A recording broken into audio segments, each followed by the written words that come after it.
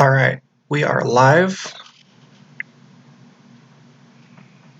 Just going to go through the sort of standard paces of testing all the live stuff. So bear with us here, folks, if you're starting to tune in. It looks like we don't have any viewers yet, so we're probably in the clear. But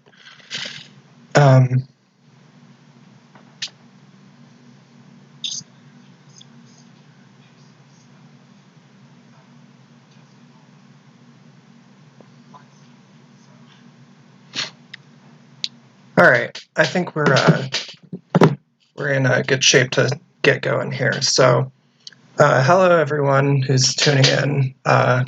Welcome to A World to Win's year-in review for 2021, featuring Brad Reeds and One Dime. Tony from One Dime will be joining us in about half an hour. He's running a little bit behind. Brent is here with me live, so yeah, we're going to be talking about some of our favorite books from the year, and just do some sort of fireside chat, political analysis. We're gonna keep it pretty serious, but at the same time we're gonna try to maintain a pretty casual atmosphere. So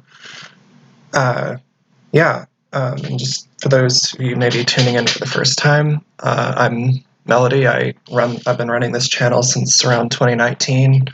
I do, political, historical, and philosophical content from a Marxist perspective, and yeah, I use she, her pronouns, and what else?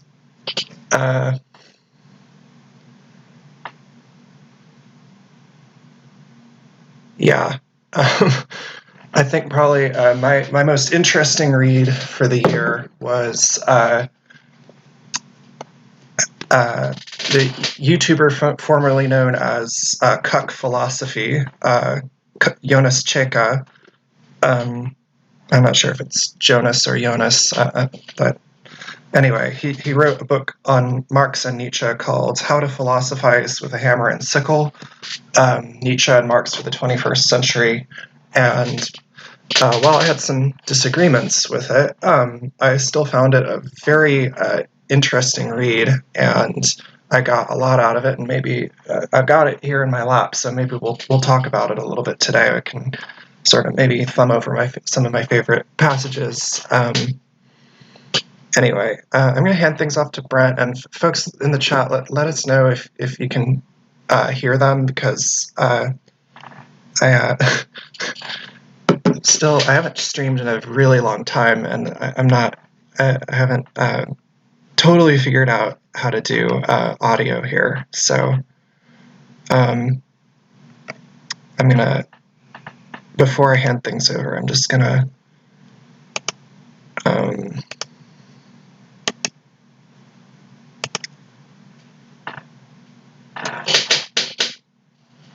yeah,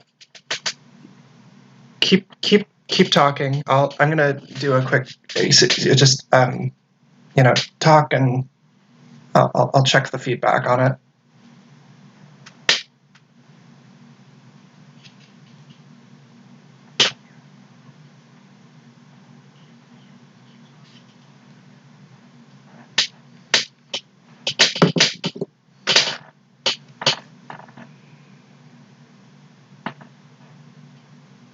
Hold on, they definitely can't hear you. Sorry.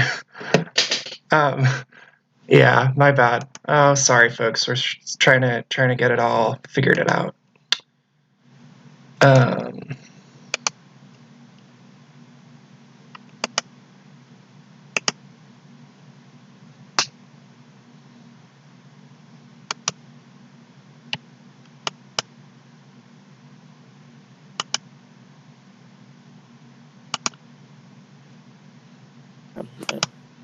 Okay, I think that might have done it. Can folks let us know if you can hear Brent? Yeah, because I don't know how any of this works. I've never used Discord myself before to do or participate in a live. So. I don't know. Okay, really yeah, we're in business. All right. Okay, so should I just? Good stuff. I'll just start over real quick, I guess, since nobody heard the.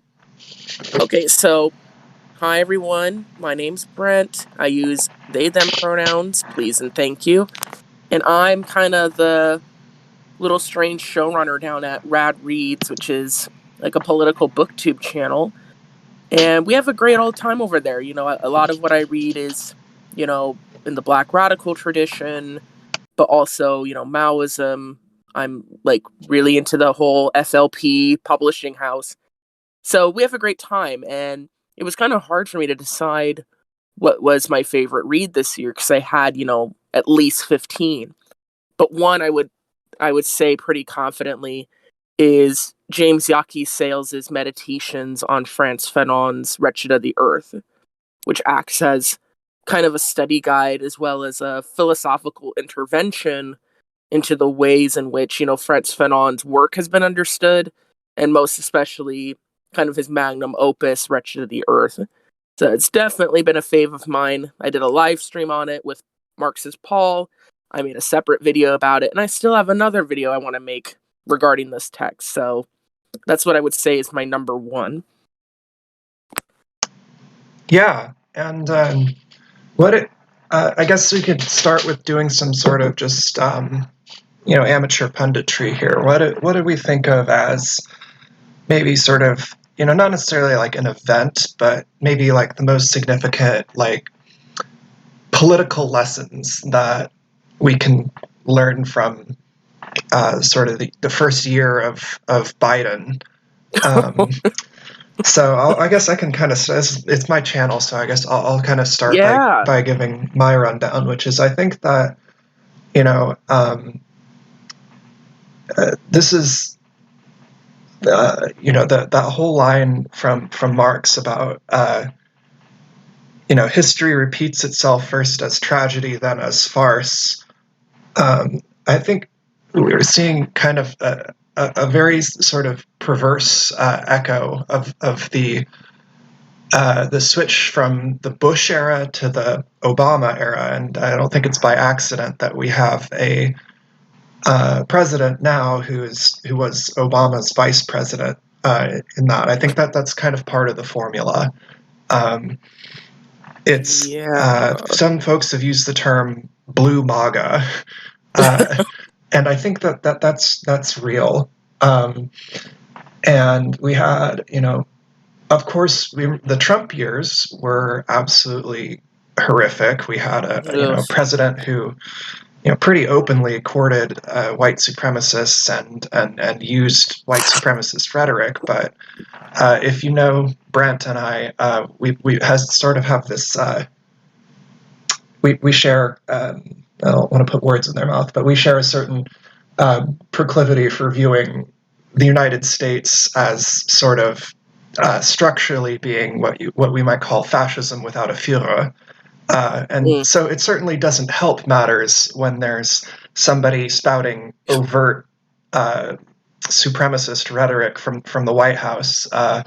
But, you know, I think what we're seeing now is a president who maybe he's not quite as loud about that part, but, you know, this is still a guy who, you know, made his whole political career off of sort of catering to white grievance culture. And, you know, he's one of the loudest voices behind the 1994 crime bill, for example. So he definitely, you know, has sort of a fascistic career, even if it's coded in liberal rhetoric. And I guess I'll tie this back to my sort of my readings for the year. And you know, actually, for the life of me, don't remember if I read this in 2019, 2020, or 2021. But what's the fucking difference anymore? What is time? Right. Which is a really excellent little critical biography of Joe Biden by Branko Marcetic called Yesterday's Man. And Branko Marcetic is and I find a bile rising in my throat as I say this, as I praise a regular Jacobin contributor, but I credit where it's due. It's actually a very, very good biography. And it really highlights, without sort of, painting Biden in sort of, he certainly doesn't go as far as I do in sort of saying, well, Biden is just as much of a fascist as Donald Trump, but he certainly he doesn't pull any punches. I would say that, and this biography is very short, and it's meant to sort of highlight Biden's career as he was nicknamed the Senator from MasterCard. That sort of gives you an idea of where Marcetic is coming from.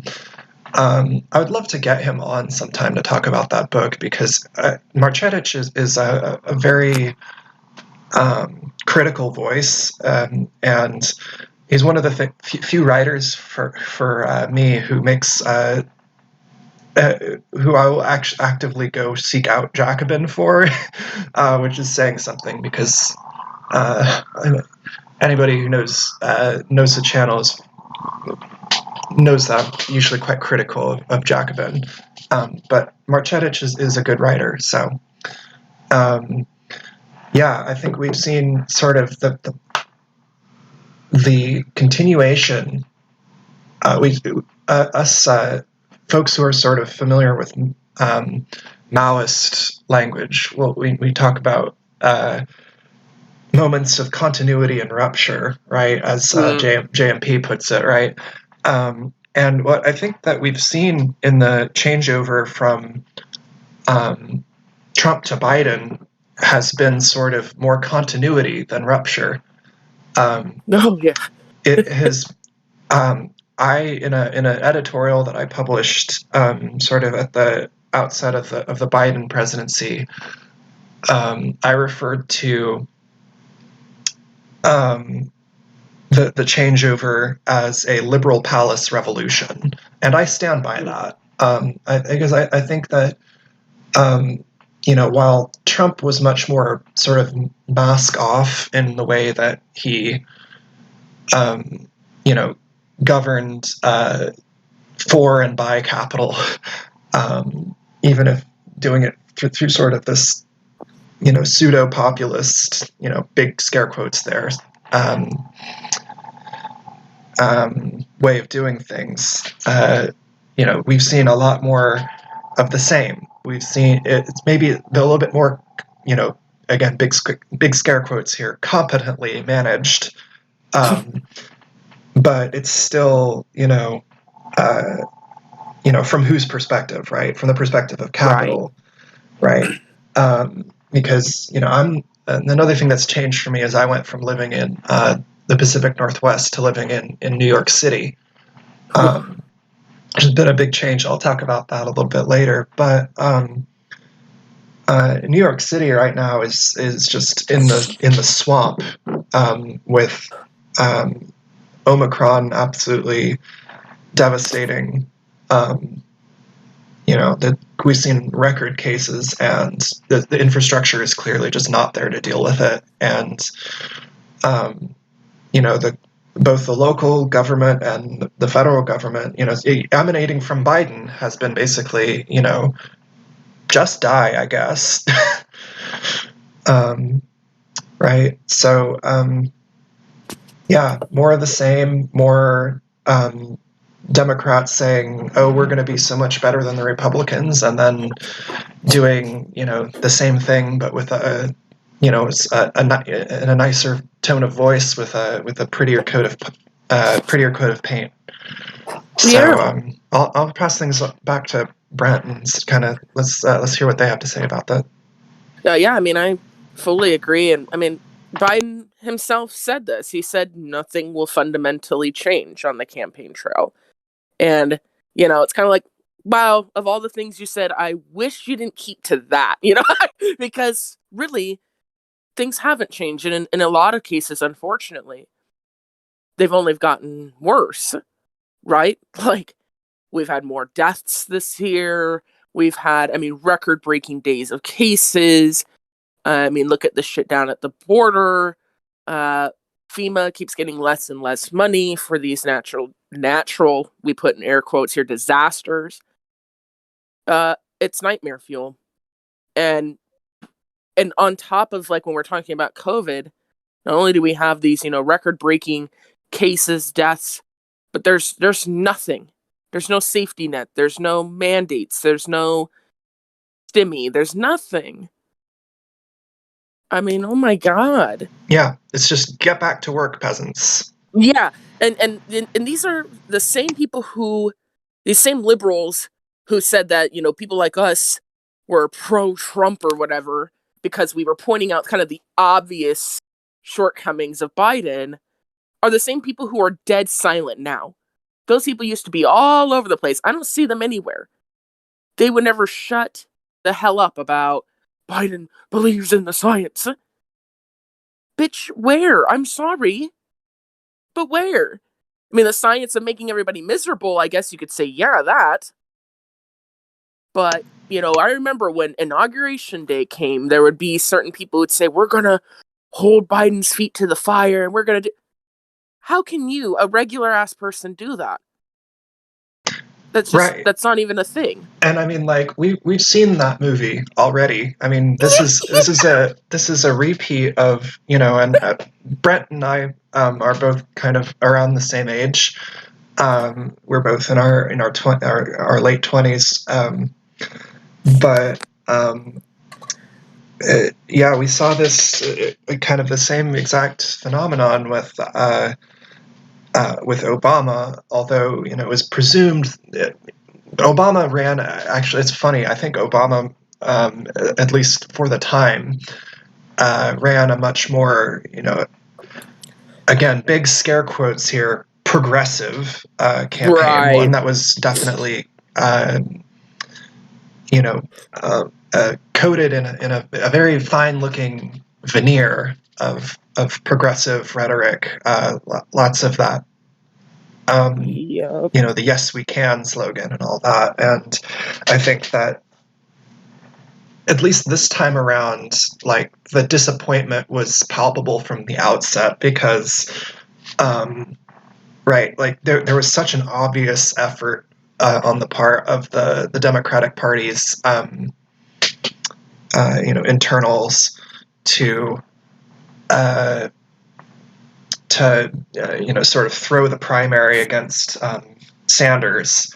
And, again, folks who are longtime listeners to the channel will know that, I'm not particularly a fan of Sanders either for my own reasons, but just the fact that this party, this bourgeois party, is going so far out of its way to sandbag somebody who's one of the most popular politicians in America still right now, and say, no, we're even against this guy's rather modest agenda, is very telling about sort of how far the Democratic Party as an institution will go to maintain the status quo. And here's the thing.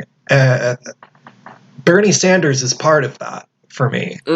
Bernie Sanders is the, I think he very much knows what he's doing. I think he knows that he's playing the role of the sheepdog, right? Try to sort of market the Democratic Party to people who want things like, reforms, like real tangible reforms, right? Things that, would be, in my view, totally unobjectionable, right? Universal health care and a total debt relief for college, for university debt, right? Like those are totally unobjectionable reforms.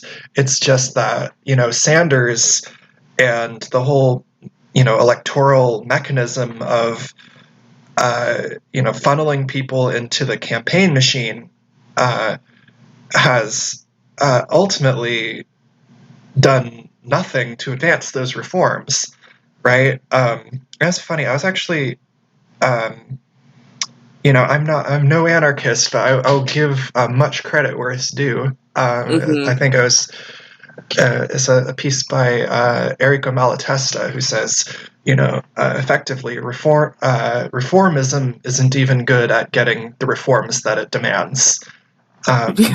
It's not just that we're anti-reformist because just as a matter of principle, because reformism is authoritarian or dogmatic or it's this or it's that or it's whatever. It's actually a material. You could make that, and I do make that argument. But you could also say on the sort of a materialist basis that reformism isn't even competent at achieving the aims that it is not even competent at achieving its stated aims. But in the case of the contemporary, the way that the American Democratic Party is set up, is very clear that it has no intention of mobilizing those reforms whatsoever, and any promise there that they sort of put out there is going to be turned around and sort of forgotten about the second that they need to sit down at the table with their erstwhile foes and cut a deal. And of course, in that case, they are all of one voice when it comes to, say, for example, expanding the military's purview. So, for example, and I think this is totally nothing illustrates this example better than the Build Back Better bill that's been stymied in Congress for a long while now. And this is pretty bog standard liberal legislation that if this was, say, 1960, I think it would have been pretty much totally uncontroversial even among Republicans. But the fact that that bill has been stymied, and that on the one hand, and then on the other hand, that Joe Biden just signed the biggest military spending bill since the end of World War II, which was, I think, something like $50 billion more than the Pentagon even asked for. So yeah, that shows you where the Democratic Party's priorities are, and I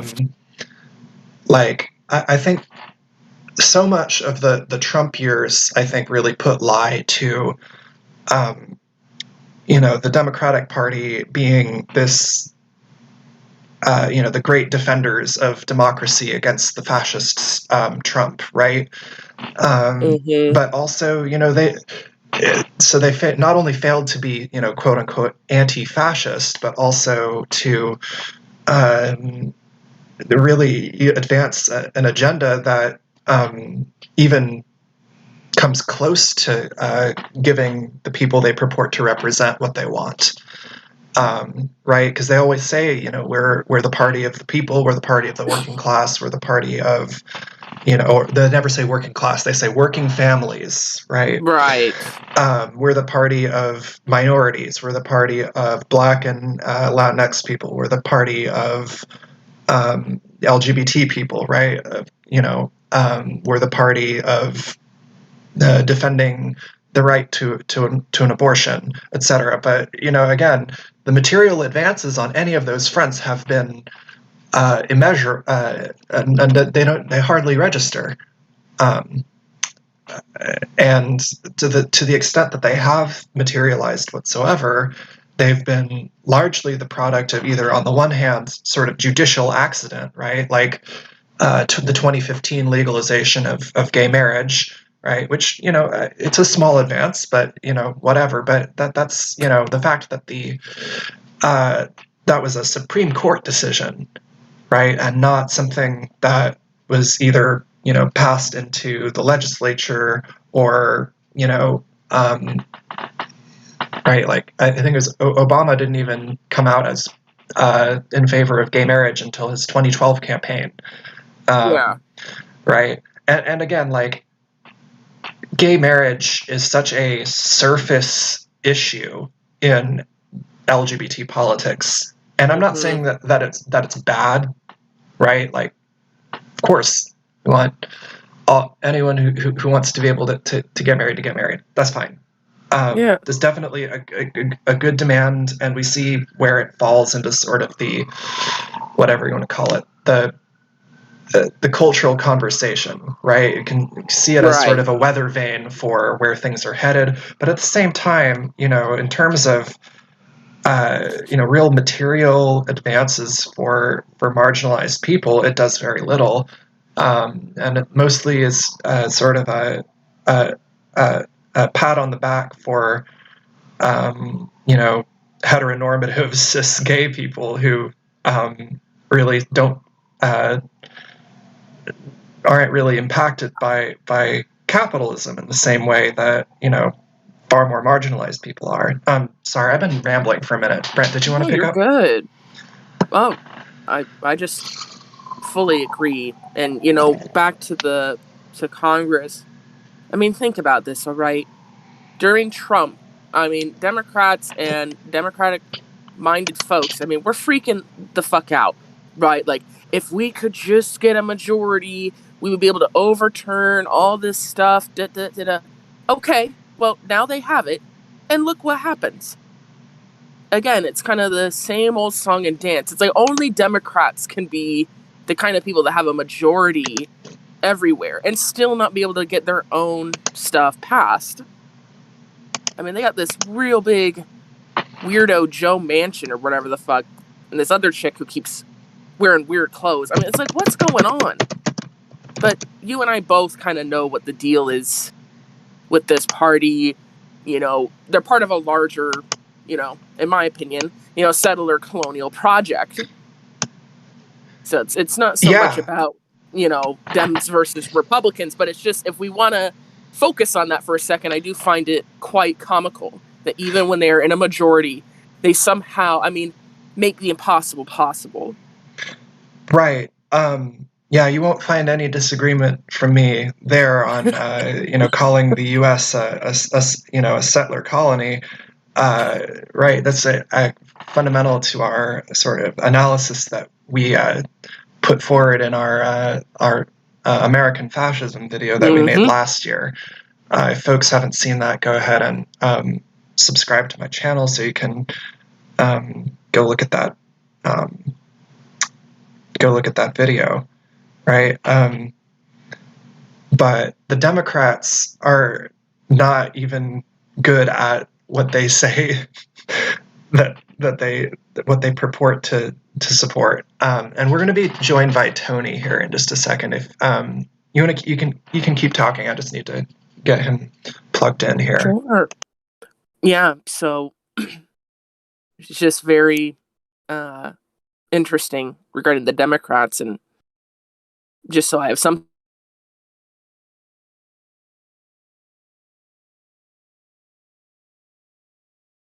However, it has been kind of used as like a bludgeoning tool for the larger gay movement, and has kind of, you know, siphoned it into this kind of it gets better type stuff instead of us demanding more, because I honestly think we should.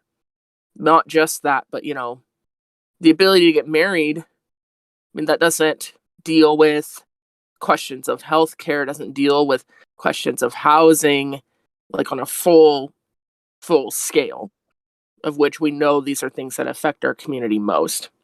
So yeah, that's my little tidbit.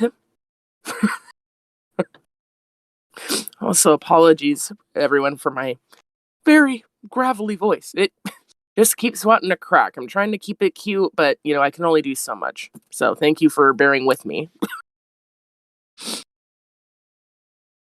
Yeah, thanks for that. I'm still trying to get Tony looped into the group chat here, or to the group call. Okay. He's in the... sorry, bear with us, folks. Anyway, I think we're going to, after Tony joins us and we get sort of talking about the article that I picked out for us, I think that'll be sort of the next thing to do today. And I'll be sharing that on screen so folks can read along with us if they want to. Cool. So I read this article a few weeks ago in the Historical Materialism Journal, and it's a very interesting take. I'm not entirely sure if I agree with it, but it's definitely got some very interesting elements in it. And yeah, also just, again, bear with us, folks. We're trying to get Tony set up here, so he'll be in with us in a minute. Just stand by. I don't have any background music or anything. Just give me a minute.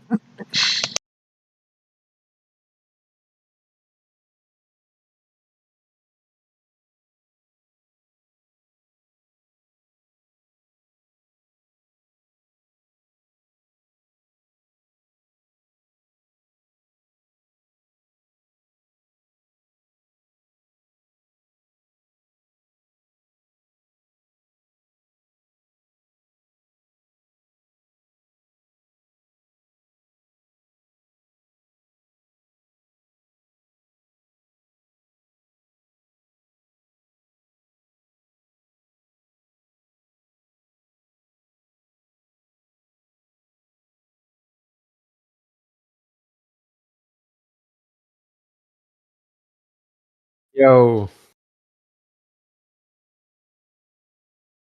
Hey. We're back in business. Right? Yeah, we can hear Tony. That's great. Yeah. So we are joined now by Tony of the channel One Dime. If you'd like to call me One Dime. Oh, sorry, my bad. No, that's cool. No, people know who knows. Not people might not be used to it because I don't think a lot of people know. So they're going to be like, "Who's that?" All right. Well, your icon is up on the screen. Your channel avatar is up on the screen, so I don't think anybody will be too confused.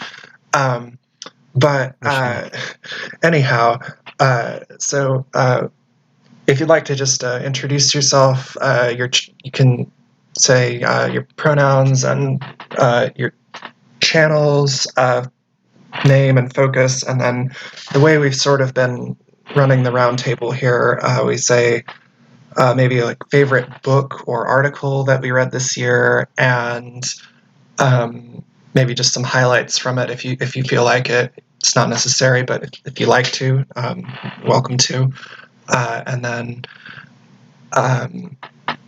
maybe just sort of like a, off the cuff armchair punditry. Like, what did you think was sort of the most significant, not necessarily like event, but like political shifts going on, either in your domestic politics, world politics, however you want to say it. Anyway, so pass the mic over to you. Take it away. Yeah, so I'm One Dime. I go by he, him, or he, they, if referring to the channel as a collective, because sort of that's my aim, to transform One Dime into collective, but it's pretty much just me now. I make leftist, socialist / communist video essays. Pretty much, your typical socialist propagandist. But on various topics, I'm sure some of the people who are listening probably know. Others, I would recommend my most recent video, The Deficit Myth. It's for my favorite book. I mean, that's hard. I thought we were going to do like top 5 or something. But you can do your top 5 if you want. it's really between, if we're going by best, like most enjoyment or most generally getting the most out of it. How are we evaluating best? Just which one stuck out to you more? I guess the most. Which one did you get the most out of? Probably debt. The first 5,000 years. Probably, I would say that, because there's a lot. It's between debt, bullshit jobs, Liberalism, a counter history by Domenico Losurdo, and Warren Mosler's soft currency economics, and Seven Deadly Frauds of Economic Policy. I consider they're two separate like books, but they're so short, and I kind of read them in the same week, so I kind of consider them like part of the same book because they complement each other. None of those are really like the funnest books to read. Like, you don't go into it like, oh, this is fun. I would say it's just more like they kind of, I felt like, really blew my mind. Less with Bullshit Jobs. Bullshit Jobs is more just relatable. That one I enjoyed. I would say it was the most enjoyable because I had related to that so much, and it's a problem I think is overlooked a little bit, like bureaucracy and the kind of unproductive capitalism. But I would say debt the last 5,000 years. I mean, here's the thing: is probably the biggest change in my views over the years, just like learning modern monetary theory, because there's a lot of things it says that I already suspected, kind of like the deficit myth being, a myth, the rhetoric about where are we going to find the money and all of that. But it kind of just looking at the origin of money, or at least debunking the supposed, the false stories of the origin of money about barter and whatnot, and about without going too on, it's obviously a lot to summarize, but I would say, one of the most interesting things is how we tend to think that we're at fiat currency now and everything before was just commodity money. It used to be real money, and now we're in fake money. It actually was the earliest forms of money we can like trace are actually fake money. Like it's credit, IOUs, which is interesting. Like that's actually it's kind of it's very counterintuitive, but I mean, just knowing the origin of money makes kind of, and its purpose also of taxation, things like this, the sort of inseparable role between the state and money really makes MMT very irrefutable. Just I mean, at least in terms of the description, like there's the MMT is a description, and there's MMT is like MMTers and their politics, which the whole policy discourse. Different people who subscribe to MMT have different opinions about what should the actual implementation be, but they all sort of agree on the general premises about currency sovereignty and all the other things that you talk about in your deficit myth video. Or debt myth. I can't remember what you call it. But, a deficit myth. Yeah, precisely that. And I just wanted to comment. I just wanted to comment real quick, which was to say that. I study economic history I'm in graduate school for it. I'm in graduate school for economics, but I specialize in economic history, and I think there's this sort of very persistent myth that. Back in the good old days, we had the gold standard, and then we went off the gold standard, and now we have inflation and blah, blah, blah, which if you folks haven't checked out One Dime's podcast, go check out the episode that he did with, I think it was Phil Armstrong, that really sort of kicks that narrative in the teeth, kind of explains inflation in a much more organic, historical way. But also, as One Dime was just saying,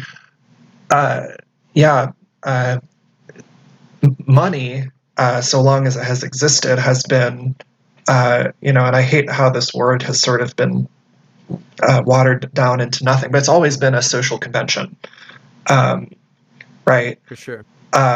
And I think some people, we just brief parenthetical, know that social convention or a social construct does not mean the thing is not real, right? Like a border is a social convention. That doesn't mean that it's not real, right?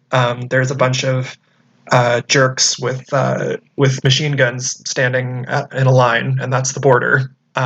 So it has materiality. This is not something that's fake, right? It's not imaginary in that sense. It represents a real relation between people and political force, right? And what is money in that same way is sort of to be very sort of top level here, very, very bird's eye view, is whatever the state says is money, and the ability of the state to issue currency and have it be, a stable medium of exchange and unit of storage and so on, unit of storage value and so on, is really contingent upon that state's ability to enforce private property rights, right? So again, this is very top level stuff, and I think we could maybe have an interesting, much more interesting conversation later. But I just wanted, I'll hand things back over to One Dime. Sorry. I mean, that's the thing. It's such a long topic, right? Like the book itself is super long. I mean, it took a really long time to finish. But I would say really the first 5 chapters tell you a lot of what one needs to know. Really the second chapter, like the myth of barter, if anyone's going to check out one chapter of that book, the myth of barter is the best selection. Also the third chapter called On Primordial Debts, that one's really interesting. It's a mind-blowing book, really, just because I think a lot of us suspect the contradictions and stuff about running out of money and all that, because how come they never run out of money to pay for wars and to pay for all of these things, but they run out of money whenever it's to help people, right? We can see the contradictions, but then I think a lot of the left still can't really answer the question because they haven't fully dug into not just see the thing is MMT will show how money is actually spent and how money is taxed. Then from there, it tells you everything you need to know. But I feel like the history of money contextualizes it a lot more. It makes a lot of sense when you know like the roots of taxation or the origin of money. We don't really know like the exact origin of money, but knowing like debt tells us what we don't know about the origin of money, if anything. Like it debunks sort of the assumptions that many neoclassical economists and a lot of myths that date back to Adam Smith. Sort of that he kind of just made up that people ran with, like the barter story and whatnot.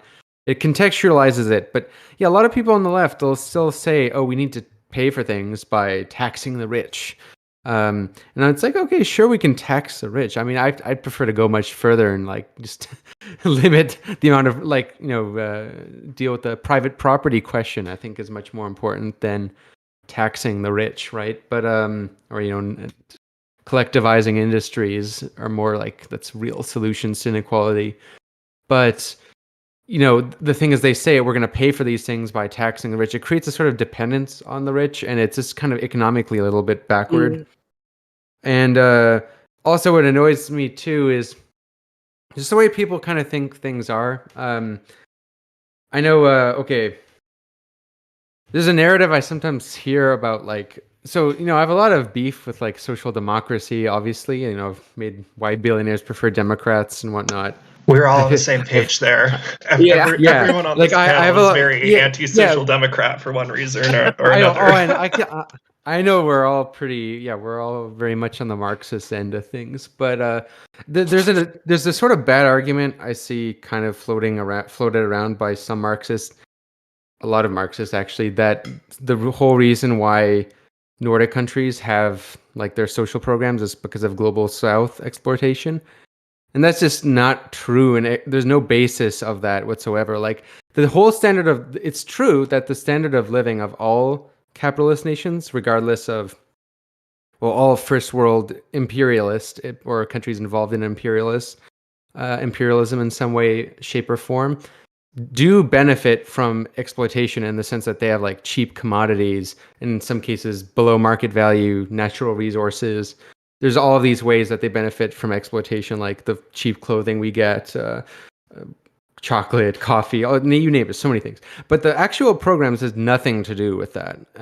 It creates this weird dependence, like, we can't have these social programs without, exploitation and whatnot. This is not how it works. It's not like, they rely on taxation of these big corporations to pay for these things. Cuba, right? Where does Cuba get the money to give their social programs, which are actually much more expansive and vast than the Nordic countries, despite having also taxation, right? USSR, most successful housing program in history. Where'd they get the money, right?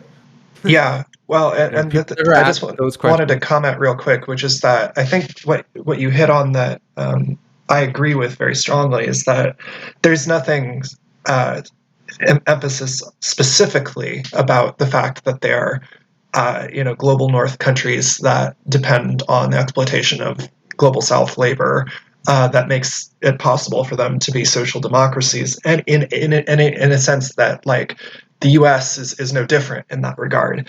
It's just that it would be the case even if they weren't if they didn't have robust social democratic reforms, right?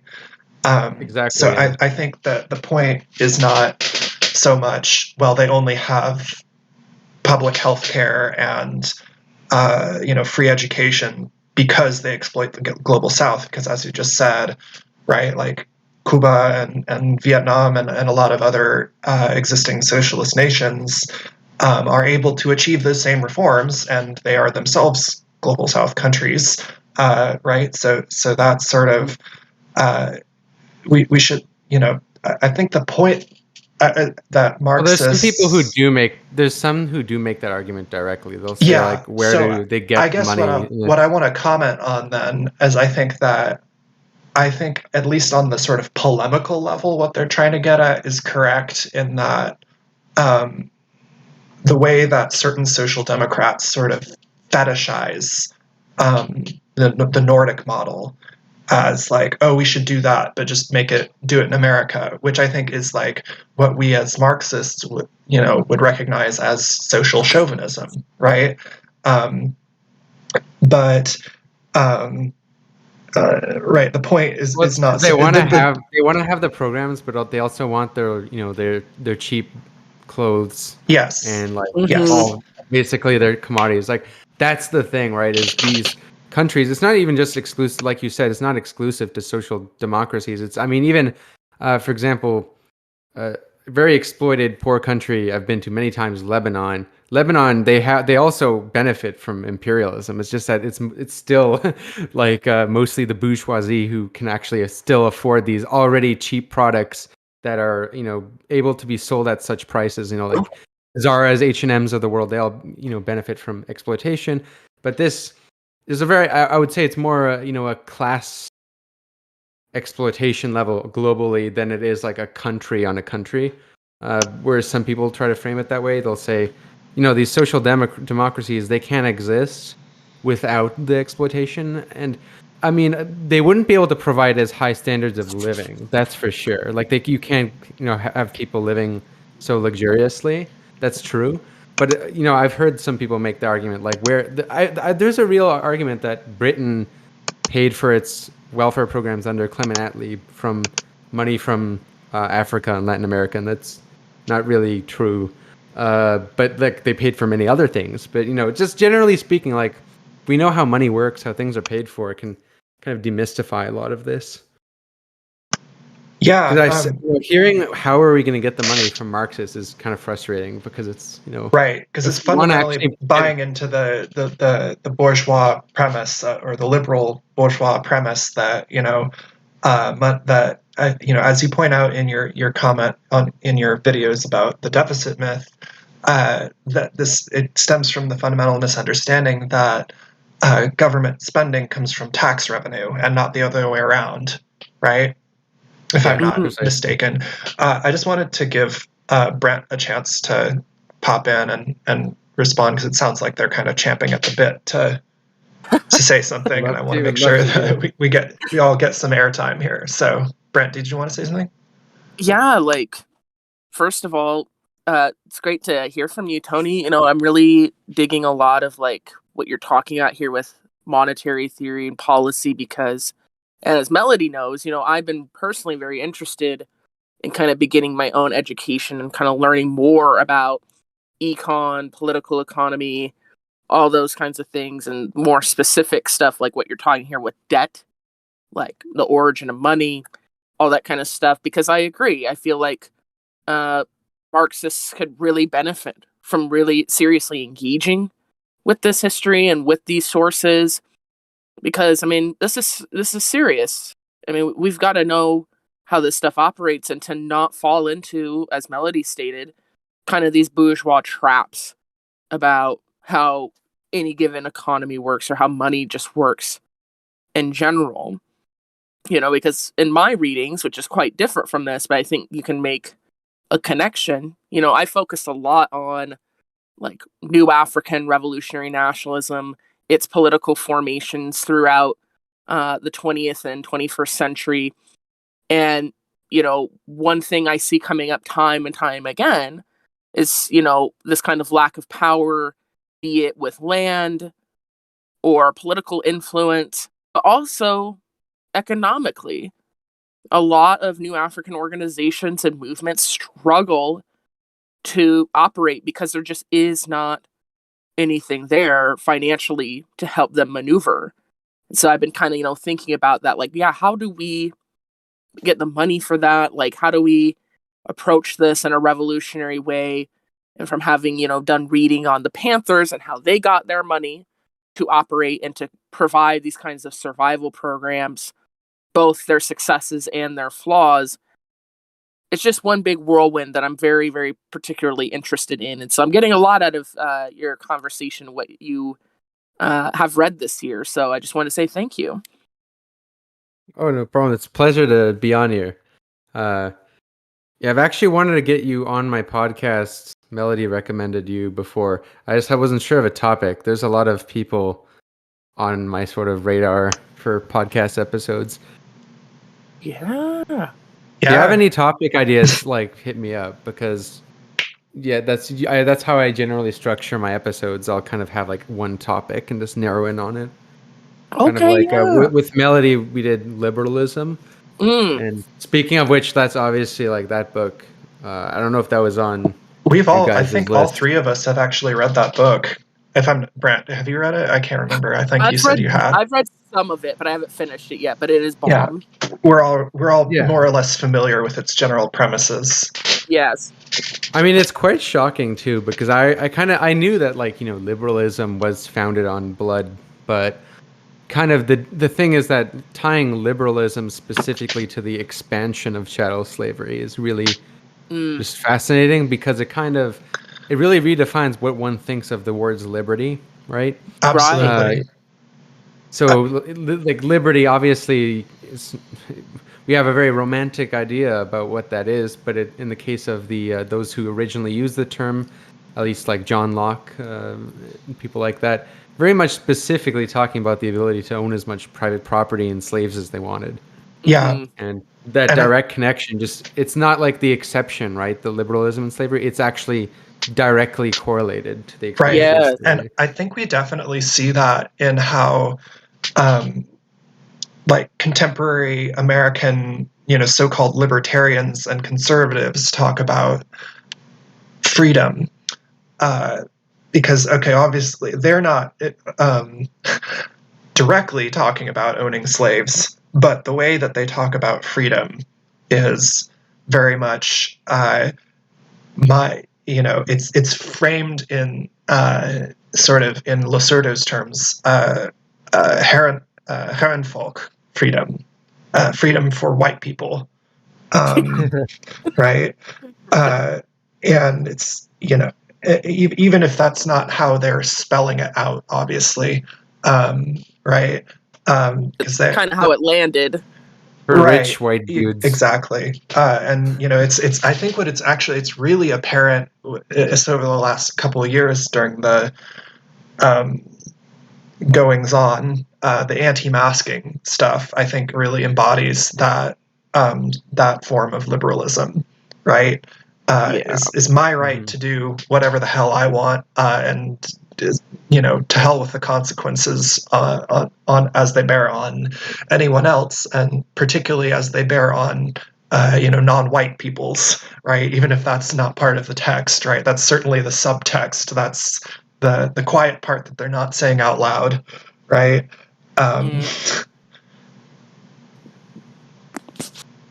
Yeah, I know. It's I think also the fact that I think this is really important to engage with for all leftists as a whole, because you know how I mentioned that Marxism could benefit. See, I see Marxism and MMT is very compatible, at least in terms of what they can offer each other. Just kind of like the way I think Marxists can benefit from understanding new monetary systems. I also think the trap that a lot of, not just like MMT people, but I would say most left thinkers, period, whether they be like the DSA types, is they kind of will think, why not just have like some quote unquote socialist policies with the same existing liberal system?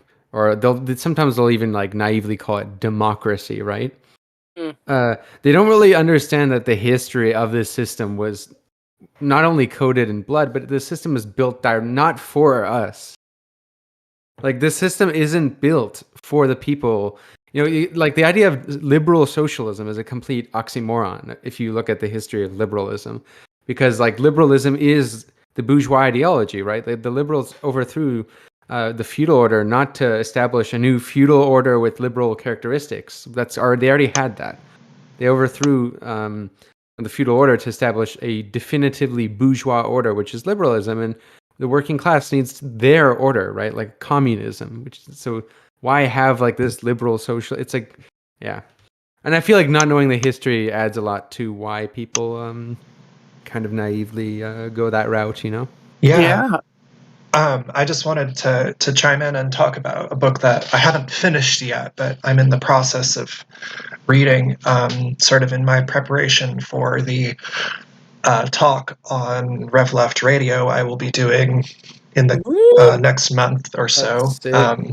So stay tuned for that. We're going to be talking about the German Revolution. But in sort of preparation for that, one of the books that I'm reading is Arno Meyer's book called The Persistence of the Old Regime, which has actually kind of been blowing my mind, which is that this book's thesis is essentially that in the lead up to World War I think there's this sort of tendency of looking back at that era and saying, particularly if you're sort of familiar with Lenin's reading of what caused World War I, which was imperialism, right? And Mayer doesn't necessarily think that that's wrong, and he says that Lenin, the points that he's making in there about finance capital are valid to an extent, but what he is Mayer is really saying that the outsized force in shaping World War I was the old order, not the bourgeois, but the old aristocracy, and that the bourgeois, to the extent that they really had a significant amount of power, were sort of still in this long-term generational bargaining process with the landed class, and that so certain things that are today that we take for granted as sort of being part of bourgeois culture, like going to elite universities and certain kind of cultural affectations, right, were in Mayer's view sort of the bourgeois of the 19th century trying to emulate and get themselves in cozy with the old order, and that and if I'm not mistaken, Neil Davidson puts a somewhat similar thesis forward in his monumentally huge book called How Revolutionary Were the Bourgeois Revolutions, which is a hell of a book. But he essentially says that the ideas like liberté, égalité, fraternité, right? These are things that we should take them seriously insofar as they were a real part of these the sort of radical on paper at least, core of this revolution, of these revolutions, plural, excuse me. But the bourgeois, to become a new ruling class, it wasn't simply a matter of defeating the old feudalists, defeating the old landowners and aristocrats, but actually sort of playing the if you can't beat them, join them game. And trying to marry into old feudal families and trying to sort of metastasize and parasitize as much as sort of overthrow is maybe I think maybe a mistaken notion. So it's a very interesting book, but I also kind of wanted to steer the conversation in another direction, which I think will be interesting. Oh, sorry, did you want to say something real quick? Yeah, I was just going to say, actually, that seems very much up my alley. I might pick that book up. Mm-hmm. It looks really interesting. I mean, I would say, like, really the thing that changed with liberal capitalism and sort of the feudal order is less like a lot to do with the law, bourgeois law, I think. Is more like, for example, like I mean, there's some positive things about this, obviously, because we have like civil liberties that didn't exist before, but also a lot of this is the consequence of these liberties being implemented so that there's an inability for a government to kind of combat the bourgeoisie and regulate the bourgeoisie and not set limits to the amount they can own. That's really interesting, just about like the intermarrying of the like that's wow. Yeah, and like even the way that some of these, what we would so-called liberal democracies, for example, like the parliament that was established in Germany, or Prussia, as it was known, at the latter half of the 19th century, was essentially still sort of a class compromise between the bourgeois and the old landowners, because the people who were even allowed suffrage was only extended to a very narrow slice of the landowning population, who were not necessarily part of the Prussian bourgeois.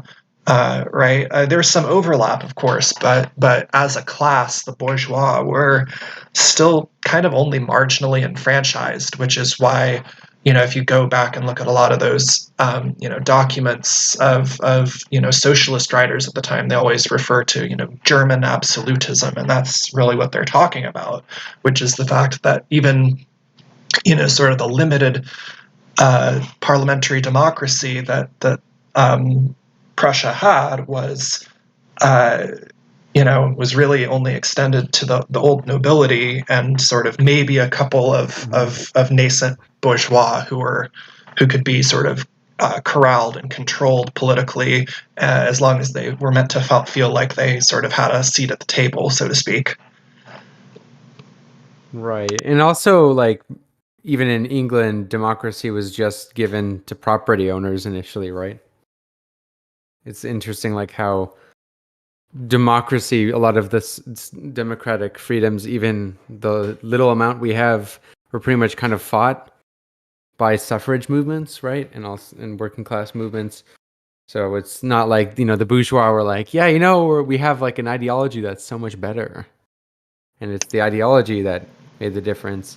Right. More so like a compromise, as you said. Exactly. Right. And I think that, we talked about this in our discussion of Lacerdo's book, which is that, right, like there's what liberalism says that it is, right, on paper, and the stories that liberal historiography tells us about itself. Mm. And then there's sort of the materiality, right, like, in the case of America, of course, the only people who were initially allowed to vote were landowning white men, and really only even a small segment of that population.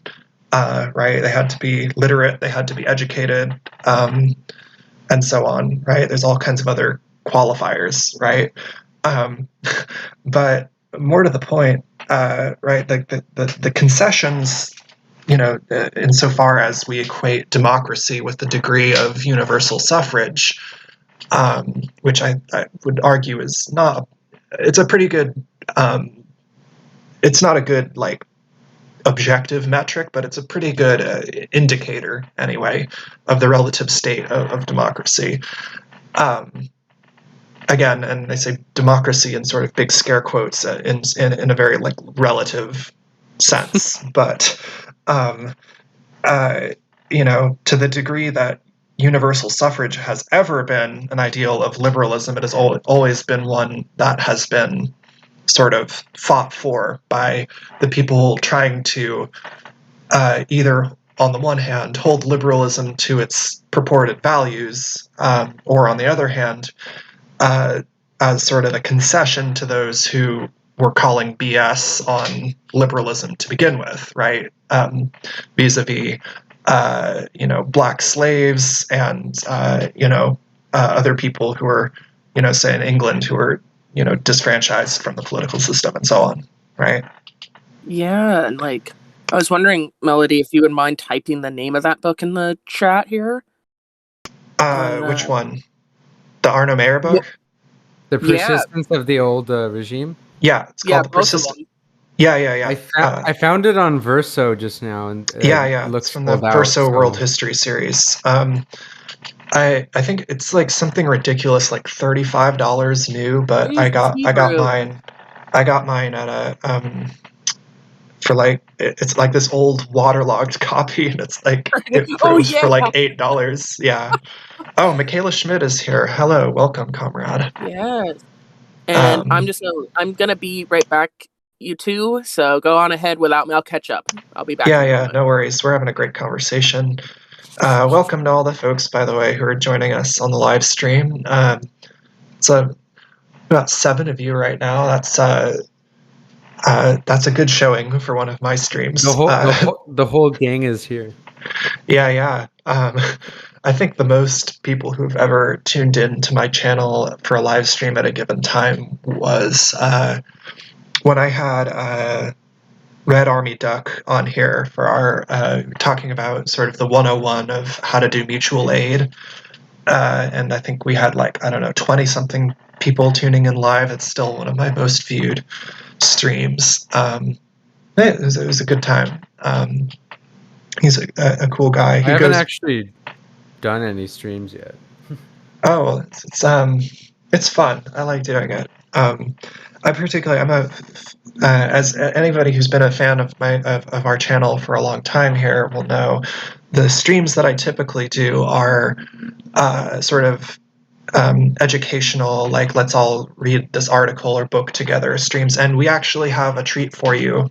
Brent and I picked out an article that we will be sort of, I don't know if we'll read the whole thing cover to cover. It's a little bit long, but we'll at least kind of we'll delve into it a little bit, and we'll share it on the screen here so that folks can read it if they feel like it. And it'll definitely relate to the conversation that we've been having here today. It's called Fascists, Freedom, and the Anti-State State by Alberto Toscano. Oh, I know who that guy is. Oh, you know him? Okay, that's all right. Yeah, he teaches in Canada. Yeah. It says he's visiting Simon faculty, Fraser. School of Communication at Simon Fraser. Yeah. So we'll start in on that when Brent comes back, because I promised them we would read that together and sort of, I guess, do sort of a live react to it, or read a couple sentences and then shoot the shit about it. It's 19 pages, so I don't think we'll read the whole thing cover to cover, but it'll be definitely good to engage. Depends how fast you guys read.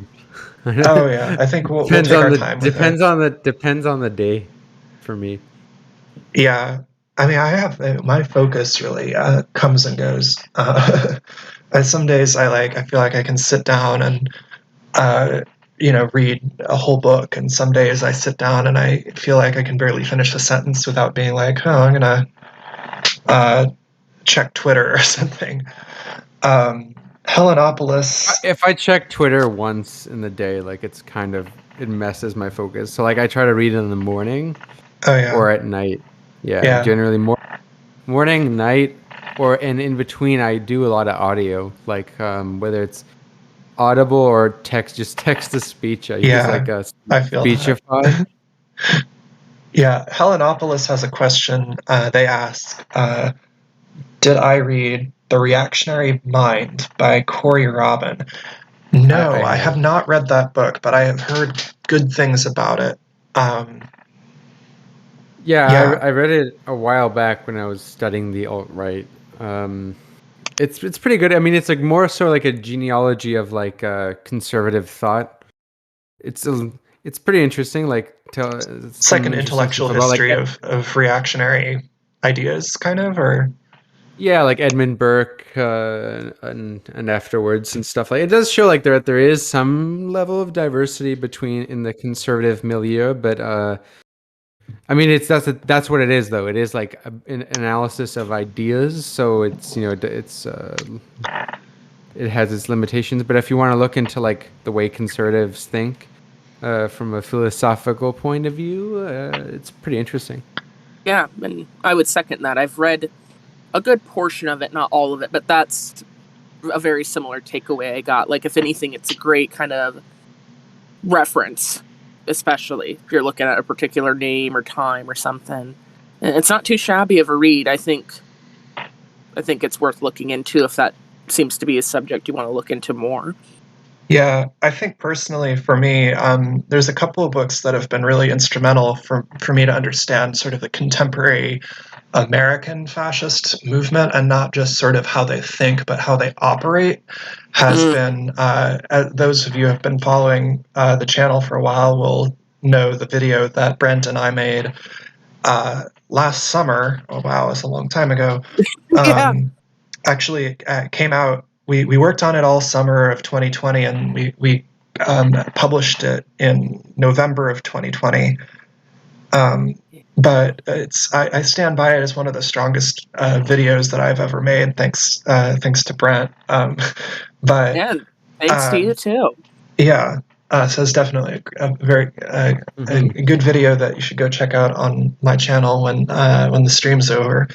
But in terms of really understanding, not just sort of at the level of philosophy where the American fascist idea comes from, but like what were actual like historical fascist movements in the U.S. and like how did they differ from the Italian or just more generally like European varieties of like fascist street gangs and movements. And sort of the bottom line takeaway was that, at least in the view of the book that we were reviewing in that video, was that fascism in the U.S. didn't really find a mass base in the same way that it did in Europe, in sort of partly because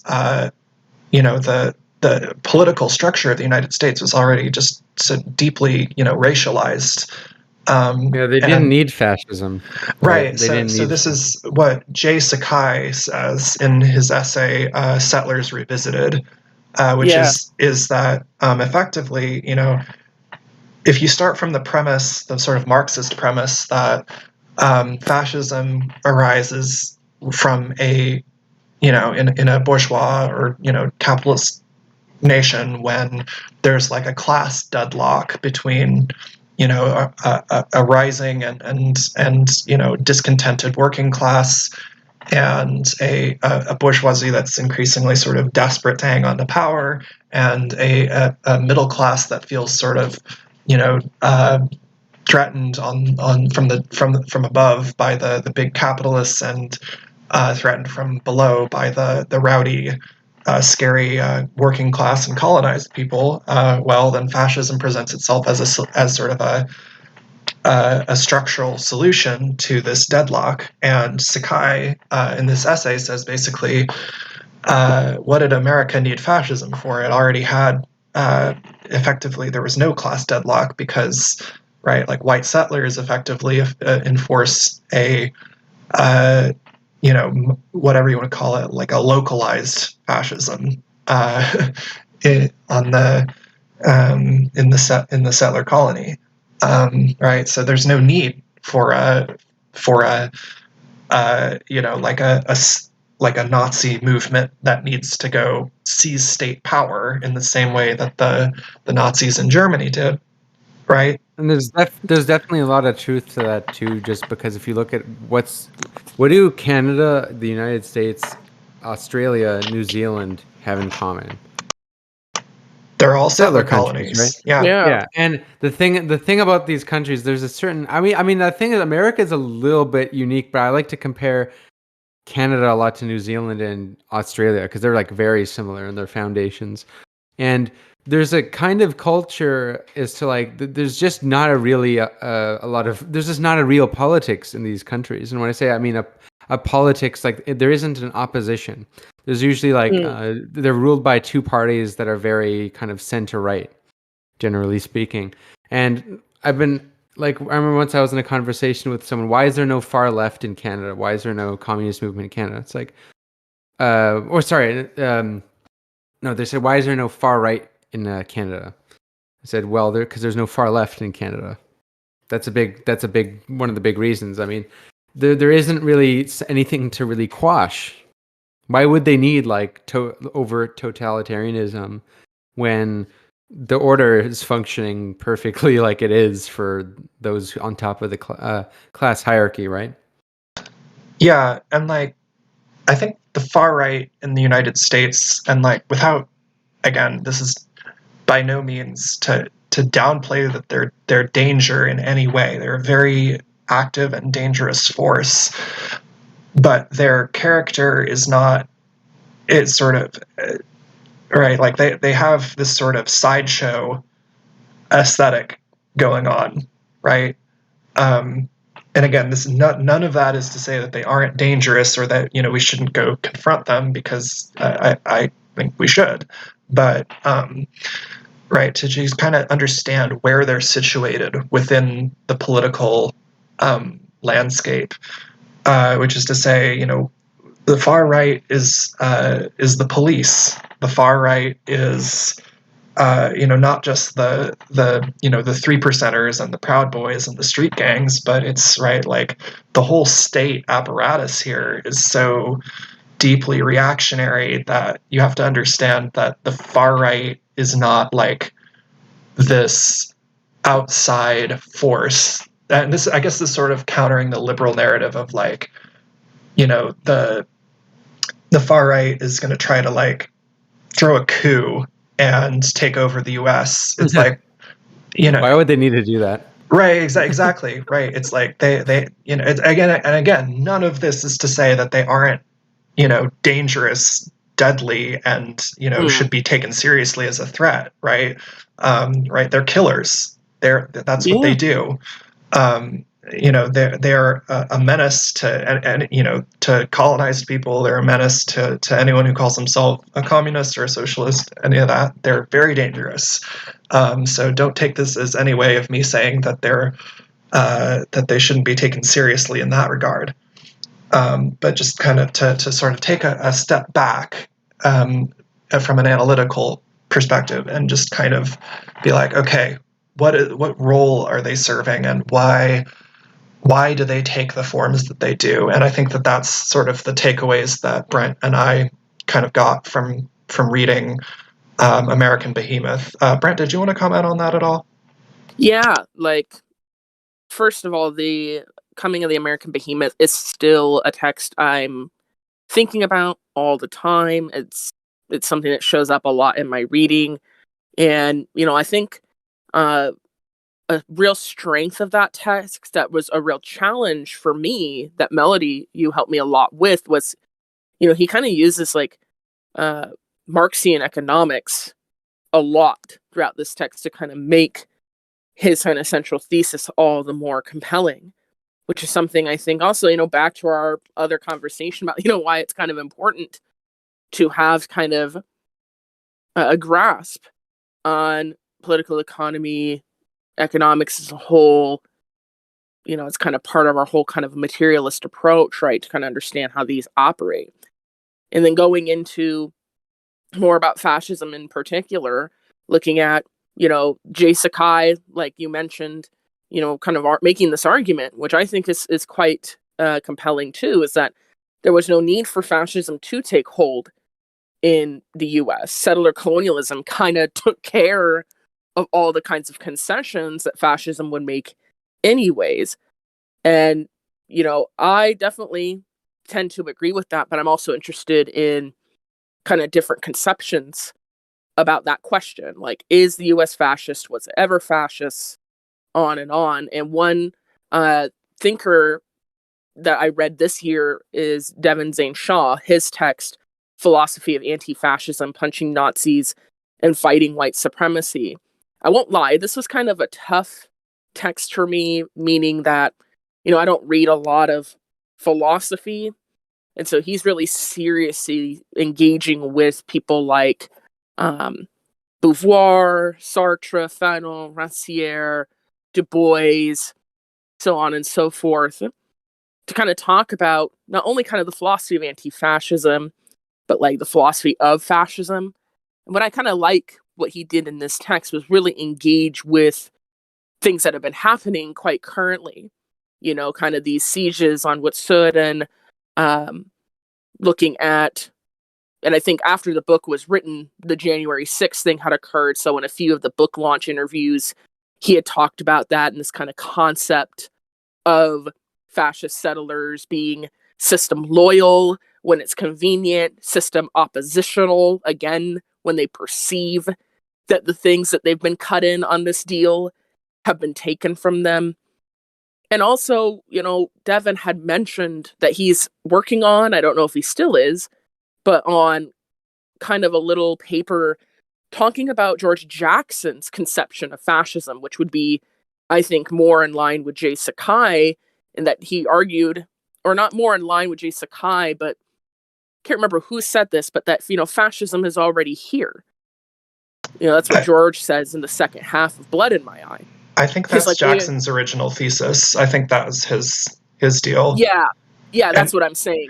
And he's basically against the people saying like, oh, he's basically saying all you guys splitting hairs of, oh, is this fascist? Is that fascist? Right. Like, look, people are already, dying, and my comrades are having, black bags put over their heads and hauled away and ignominiously and thrown in prison or shot. Yeah. So we're already there. What's the difference? Well, this is why I actually I tend to be a bit careful as to which regimes I'll call fascist, because I don't think any state has to be fascist to be authoritarian and racist, right? Liberalism, as we discussed, its foundation was deeply racist and deeply authoritarian. So it's not like one has to be fascist or whatnot. Liberalism, I mean, we have many democratic politicians who, on one hand, have done reforms that could be considered socially progressive, have actually been deeply reactionary socially and in terms of increasing the power of the state. Like Woodrow Wilson is one of those weird cases, right? Because he kind of expanded social programs, but at the same time reintroduced segregation, and also was pretty much took away on one hand civil liberties when it came to suspended civil liberties with the Red Scare, kind of just locking people up, deporting communists and whatnot. So I mean, it's liberalism in general just kind of forgets about its own civil liberties when it suits the ruling class, right? Yeah. Right. Well, and the thing that I wanted to comment on, and then Brant, I'll hand things back to you in just a second, which is that, one thing that this whole conversation, that Brent and I started by reviewing that book last year was, sort of the directionality of, where so-called fascism, where so-called fascist regimes got their ideas from, and not just like ideologically, but like ideas about like what would an ideal racially hierarchical society look like. And in the case of the Nazis, for example, they sent their sociologists over to America, to the Jim Crow South, and went, yeah, we want our society to look like this. So there's this, I guess, on the one level,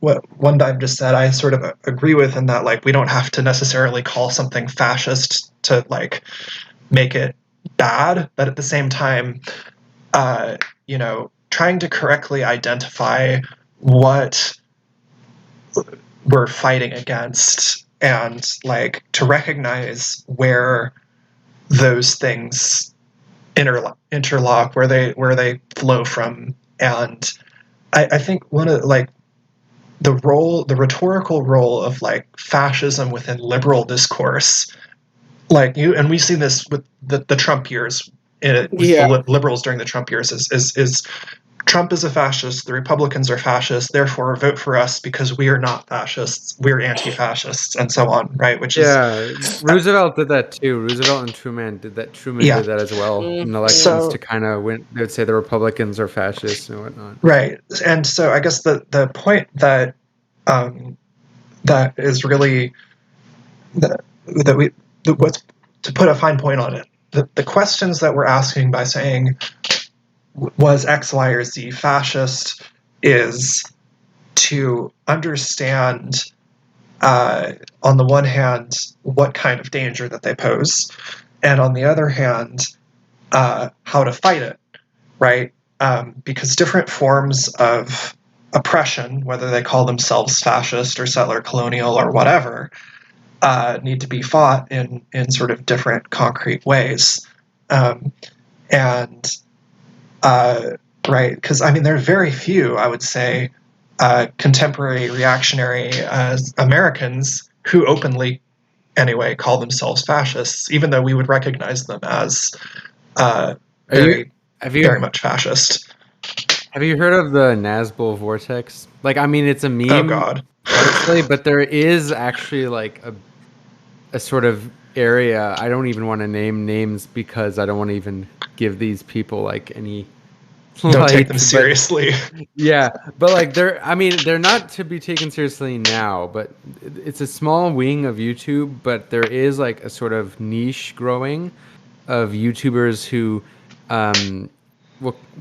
they'll call themselves national socialists, and they'll like embrace like a very vague idea of socialism, but they'll be very racist. And they'll literally call themselves national socialists. I mean, that in itself tells you all you need to know. Horrifying. And they'll like do weird apology stuff like of Mussolini, sometimes even Hitler. They'll say like they'll do the kind of thing. There actually wasn't that bad, but they whatever. Like they won't embrace. They won't like wear swastikas. They won't, or like wear brown shirts. They're not like that stupid, but. They'll flirt with it, and they are like dog whistling, and they'll do all kind of anti-Semitic stuff as well. Like they kind of say that like neoconservatism was because of Jewish Trotskyism and all that. Like, oh my gosh!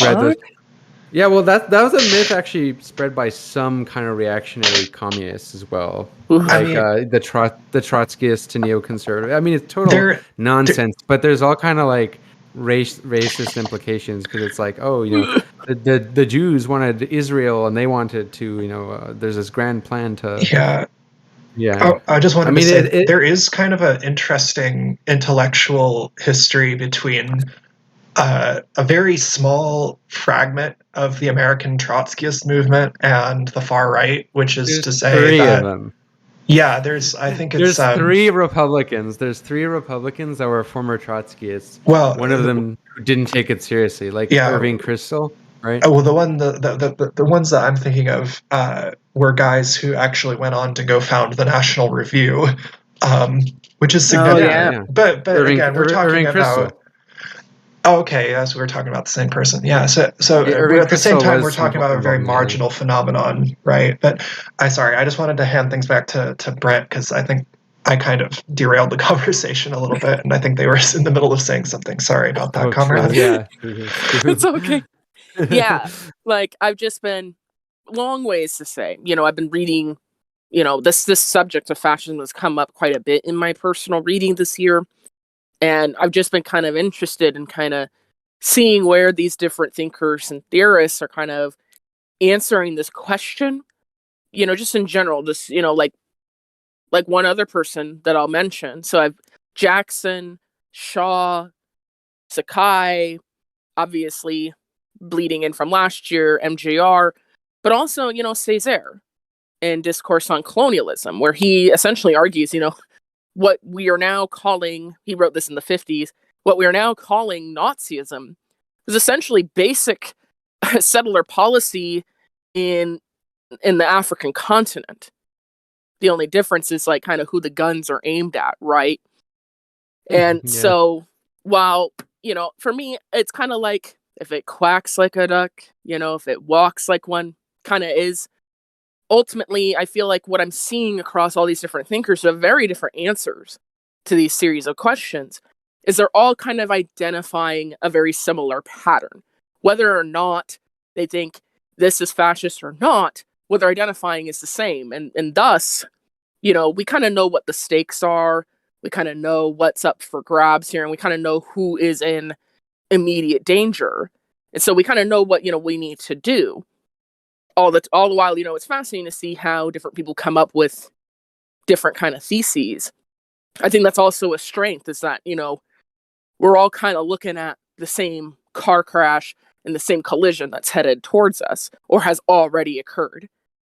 So I think that's kind of, a beauty of reading around, you could start kind of seeing the same usual suspects and the same MOs over and over and over again, even if the people kind of watching this say things differently about it, which kind of, I think, points to Melody's kind of point, which is, even if, we don't think this is X, Y, or Z, doesn't mean the threat is now removed. It's still quite there.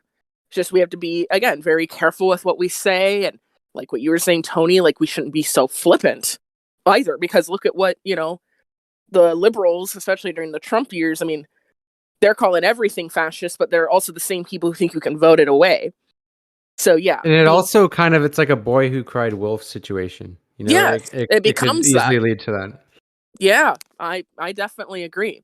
And so that's all I wanted to say. Was it was kind of fascinating to see, like I kind of inadvertently kept having this topic come up over and over again in my reading this year, and yeah, it's just there's a lot there, and I would recommend to people, I mean, if they're interested, really, I think you should look into, especially Melody. I think you would like Devin Zane Shaw's philosophy of anti-fascism. Oh, yeah. I personally got a lot out of it.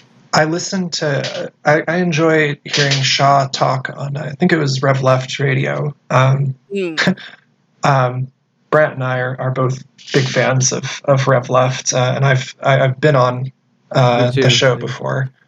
Yeah.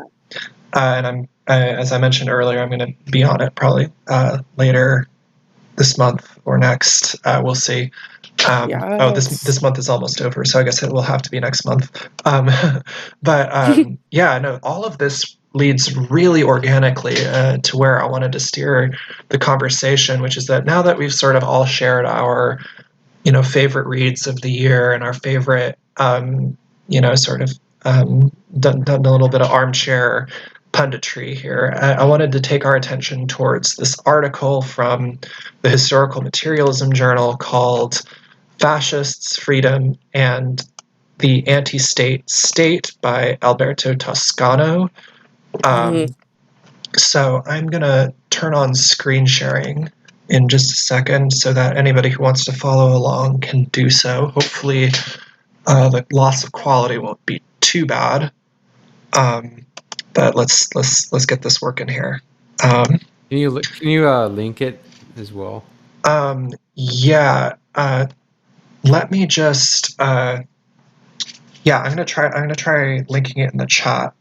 Just give me a second in the live chat for YouTube. Oh wait, someone just asked a question in the chat. So while yeah, please go ahead. That up, I'll answer. Take care of that. Yeah. So Helenopolis asks, if I'm pronouncing that right, Jesus. Are you planning on tackling nostalgia and the death of culture? I think No Way Home is a perfect example. The new Spider-Man. Oh. And because hey, no spoilers. I haven't seen it yet, so don't spoil it for me. I fucking hate superhero movies. Like, I just really hate. I think it is a death of culture, to answer the question. Like, I think the reason they're asking that is because I have talked a lot about hauntology in Mark Fisher's work, and Frederick Jameson's work. The idea that a characteristic of postmodernism is like hauntology, and that there's an inability to imagine new futures, and this also kind of it manifests itself in capitalism too, and like what it produces. It just kind of produces the same shit over and over and over again, and that we've seen so many remakes. It's so annoying. Just like the rehashing of the same movies, and you can kind of tell sometimes when a cultural product is like pretty much really marketed from the top down, like from the culture industry, and that the Spider-Man movie is the perfect example. Like, I never heard of this shit. I just keep hearing it show up all on my like Twitter. It's like not even from people I follow. It's just showing up. It's showing up on my YouTube. It's showing up on It's like watch this, consume this. It's so annoying. I can't stand it. Oh my god. It is. There is a death of culture. This is the thing. There is a real death of culture going on, and it's not coming from cultural Marxism. It's not coming from immigrants. It's coming from fucking capitalism. Right. Hallelujah. Yeah, let's. I always, as a Marxist Jew, I'm always very. I get very. I get a little twinge in my gut every time somebody talks about the culture industry and the Frankfurt School. Not because I think that those thinkers are not valuable thinkers. I do actually. I've read Dialectic of the Enlightenment. They're also all Jewish. Yes, this is also true. But the thing that makes my skin crawl is that the people there's a lot of overlap between the people who bring that up as a anti-Semitic drivel, and the people who sorry, I forgot where I was going with that, but I'm really not sure what so people will kind of bring up the Frankfurt School, like far-right people who don't want to say something overtly anti-Semitic, but who want to propagate the old cultural Marxism conspiracy theory, will sometimes say something Frankfurt School. Oh, by the way, they were all Jews. Again, this is not. Don't take this as me saying, don't study the Frankfurt School or anything like that. It's just, I'm always just, my teeth get set on edge whenever I hear people talking about, the death of culture and blah, blah, blah. And because, somebody like Paul Joseph Watson, for example. They like say in a very different sense. When they say death of culture, they mean like no more white heteronormativity. Yeah. They're not talking about like originality, right? Yeah. So and they'll also use like questionable terms like degeneracy, right? With a lot of so for folks who want to follow along, I dropped the link to the article in the chat. So we're gonna, I guess, kind of take turns reading it. I don't think, it's like 19 pages. I don't think we're going to read the whole thing cover to cover, but, I think we'll read a couple sentences or a paragraph or two and then pause to reflect and kind of relate it back to the conversation. I hope that it's in plain view for everyone on screen here. I tried to sort of center it as best I could, but in case that it's not showing up good for you on the screen, you can click on the link in the live chat and should take you to the article. So I'm going to start. Can you watch them real quick? I'll be back in Oh, like 2 yeah, minutes. yeah, please. I'll give everyone a minute to grab the link and have a look at it if they want to. By the way, everyone who's watching, all 6 of you, thanks for showing up. I greatly appreciate when people actually come on to my live streams and chat with us. Michaela Schmidt says, I found a good test of whether somebody is using the Frankfurt School as a dog whistle is to ask if they actually read them. Not foolproof, but a start. Yes, I would say reactionaries tend to not read, which is also not a hard and fast rule. But the reactionary tendency is to devalue anything that is intellectual that's not instrumental, right? This is, you'll hear these people spouting off about how much they love STEM, of course, but anything that's like sociology or humanities is all a bunch of fluff and garbage and right. So it's not to say that there is no such thing as a reactionary intellectual, but reactionary culture in general is not terribly amenable to anything intellectual. Yeah. So I think Michaela's sort of right about that. Yeah, like it's a paradox and an oxymoron. When I hear conservative intellectual or whatever they want to say, I'm like, oh, okay, sure, Jan, sure.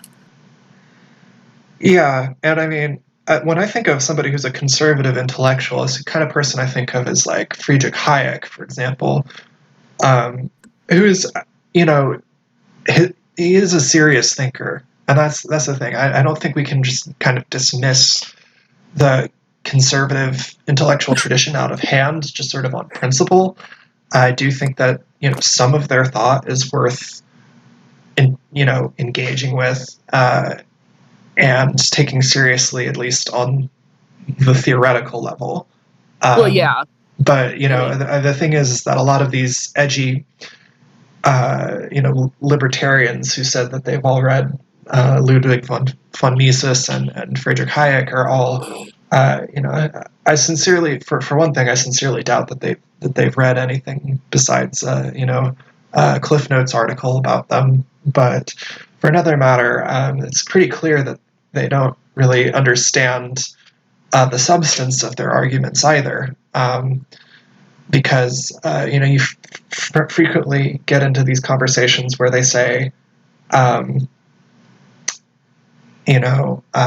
well, communism is collectivistic and capitalism is individualistic. So therefore, if you are a communist, you hate individuals and you hate individualism and you don't think there's any such thing as an individual, which is garbage. There's actually, I think, a line in the Communist Manifesto itself, which says, the conditions for the free development of each is the condition for the free development of all, which is, in my opinion, if anything, consistently upholding individual liberty, at least a certain conception of it, which is to say that, there's actually a great quote from Stalin that I wanted to pull up, because I always bring this one out. But what? I'm just going to paraphrase it because I don't want to fumble around looking for it. He says, what is individual freedom to somebody who can't put food on their table, right? What is individual freedom to somebody who gets, pulled over for a broken taillight, right? We have all these sort of alleged freedoms in bourgeois democracy, but right, the reality is much more close to what Lenin said, which is freedom in capitalist society is freedom for the slave owners. Right. Yeah, and to clarify, I'm not saying though, some of these people out with the bathwater, like, yeah, seriously engage with some of this work. I'm just like, I just can't help but laugh at the concept of like conservative intellectualism or whatever you want to say. That may be just me. I do have a petty side, people, and it runs strong. Okay, I don't still water you. runs deep, but I do get. I have to have a giggle and a laugh, but I will be, paying attention. I agree. I've tried to read so-called conservative intellectual texts because I try to read Julius Evola's Tradition book or whatever it's called. And it's it's actually incredibly stupid. Like this is what's conservative intellectualism is, really. All he's basically saying is like hierarchy good, hierarchy natural. That's all he's saying, literally the whole time. Like, bruh. And plus, like, there's a lot of weird mysticism in it too. Like, he believes like certain people are just metaphysically superior, and they happen to be in the same class as me. Right. They have like spiritual energy. It's just so it's really, really weird. Like, I mean, there is a whole mysticism element of fascism, which I think kind of is what I think it's actually one of its unique characteristics that defines it from other forms of like capitalist authoritarianism.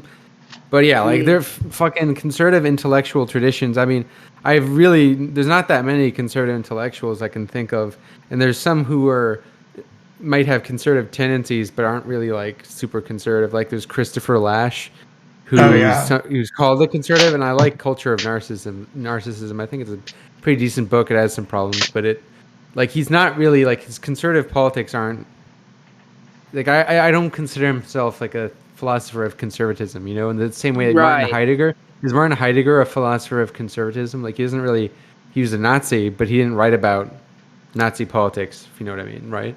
Yeah, and like, I feel like to read Heidegger, like especially to read a book like Being in Time, because Being in Time is all about subjectivity and becoming and all of that, and right, like the fascist philosophy, as you were kind of just saying, is really is up its own ass with metaphysics. It's all about things that can't be changed, right? The natural hierarchies of race and gender and so on, right? But that's at least for me, Being in Time is kind of the opposite, right? It's right, kind of this, and don't get me wrong, it's a difficult book, and I won't purport to understand it at a terribly deep level, but Heidegger bores me. Like, I could never really read Heidegger, but it's the type of thinker where I wouldn't discredit because I don't know enough to really critique. And there's a lot of philosophers I respect who really respected Heidegger despite hating him politically, like Marcuse, who's a big influence on my thinker, was a student of Heidegger, and looked. Hannah Arendt, I think, was one of his students. Yeah. Yeah, a lot. And Jean-Paul Sartre was also very much influenced by Heidegger. Yeah, it's like, so there must be something to this guy's writing, right? Yeah. So I think I find it boring. I find that kind of philosophy really boring, just personally. But yeah, well, I mean, for me, reading Heidegger is him going on for pages at a time about, okay, here's why we have to talk about the question of being, and he is a little bit talking himself into circles, in my opinion. Anyway, this is a way, as a non-philosopher, this is how some of his writing sort of strikes me as, yes, well, we have to talk about being because we have to talk about the way that things are fundamentally, and yada yada yada, and again, I'm just probably take shrooms, man. Like, yeah, of course. Just take mushrooms, anyway. and then it'll probably give you more insight. So I thought it's probably a good time to now that we got the whole gang back at the table, I think we should pop open this article by Alberto Toscano and talk about it. So I'm going to propose that we go about this in a pretty leisurely fashion, read a sentence or two or a paragraph at a time, and just kind of let the conversation flow naturally from that. I think that'll work pretty well. So I'll start by opening us up with the abstract here. Most theorizations of fascism, Marxist and otherwise, have taken for granted its idolatry of the state and phobia of freedom. This analytical common sense has also inhibited the identification of continuities with contemporary movements of the far right, with their libertarian and anti-statist affectations, not to mention their embeddedness in neoliberal policies and subjectivities. Drawing on a range of diverse sources, from Johann Capuot's history, I don't know if I said that right, Histories of the Nazis Intellectuals, to Ruth Wilson Gilmore's theorization of the anti-state state, and from Marcuse's explorations of the fascist competitive individualism, to debates on neoliberal authoritarianism. This essay sketches the counterintuitive but disturbingly timely image of fascism enamored of freedom and at odds with the state. Do we want to comment on that at all before we... That sounds intriguing. You know, this I really like that kind of phrase, this phobia of freedom. Sheesh. All right. And also you mentioned libertarianism kind of in the same breath as fascism, which isn't. I would be curious if he discusses the connection between that, because there is, like, you know, the meme of the libertarian to fascist pipeline, and I think there's a reason for that. Yeah, like what Brett on Rev Left one time said, like, if you push a libertarian down the stairs, they'll become a fascist before they hit the ground. Yeah, and I think that the word libertarian, especially for, you know, y'all non-Americans out there, will be very confusing, because I think outside of the US, if I'm not mistaken, the word libertarian has a decidedly more left-wing connotation, right? It's like it means basically like left-com or left-com or anarchist, or, you know, whatever. I think it's got a much more fluid, but at the same time distinctly left-wing resonance outside the United States, whereas inside the United States, libertarian is almost always identified with sort of a right-wing libertarian. You know, the yellow Gadsden flag with the snake on it, the "Don't Tread on Me" flag, for example. No step on snake. Right. But at the same time, right, they do like to talk about freedom. Libertarians would have supported Thomas Jefferson for sure. Of course. Like, Thomas Jefferson is like that type of guy. It's like, you know, he was coincidentally the most pro-liberty guy, most pro-states' rights guy, and all that means is, like, let me have as many slaves as I want. The states' rights to what? Yeah, exactly. I mean, it's no coincidence that, like, the Libertarian Party of America, like, came out in support of child labor, right? Of course, right. So, either Brent or One Dime, do you want to pick us up with the top of the next page here? I'll go ahead. So, the problem of fascism is as old as capitalism. The threat was there from the start. Karl Polanyi, the fascist virus. While the practical work of halting and reversing the catastrophic march of the right is on most fronts still lacking in strategy and force, the recent international debate on the new faces of reaction has been both vibrant and vital. This editorial perspective is intended as a small contribution to the forging of the collective compass to orient ourselves in this very grim conjuncture. I want to do so by addressing some of the problems that arise in revisiting the theoretical debate on fascism amid an epoch whose governing ideology and dominant class strategy many still think are best captured by the idea of neoliberalism, however mutant, recombinant, or terminal the latter may be.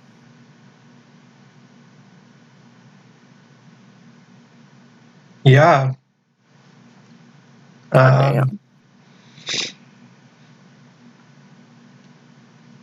I guess I'll pick up on the next paragraph unless we want to stop and talk. But all right, I'll just keep going with it.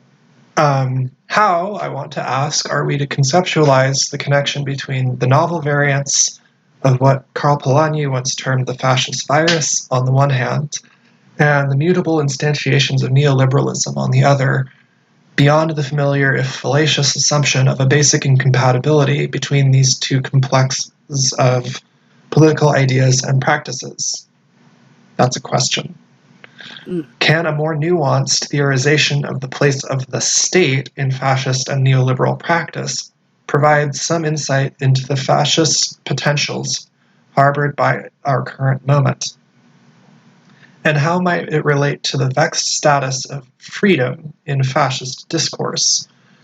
Received wisdom suggests that at the core of historical fascisms lay a violent aversion toward liberalism in all its guises, and an unchecked worship of the state as the hallowed vehicle for national and racial rebirth through inner and outer directed violence. In other words, as the Italian regime philosopher Giovanni Gentile himself first affirmed, fascism would be the statulatry. Would be a statulatry. Oh, I don't know if I said that right. A term soon thereafter employed pejoratively by Pope Pius XI and critically analyzed by Gramsci in his notebooks.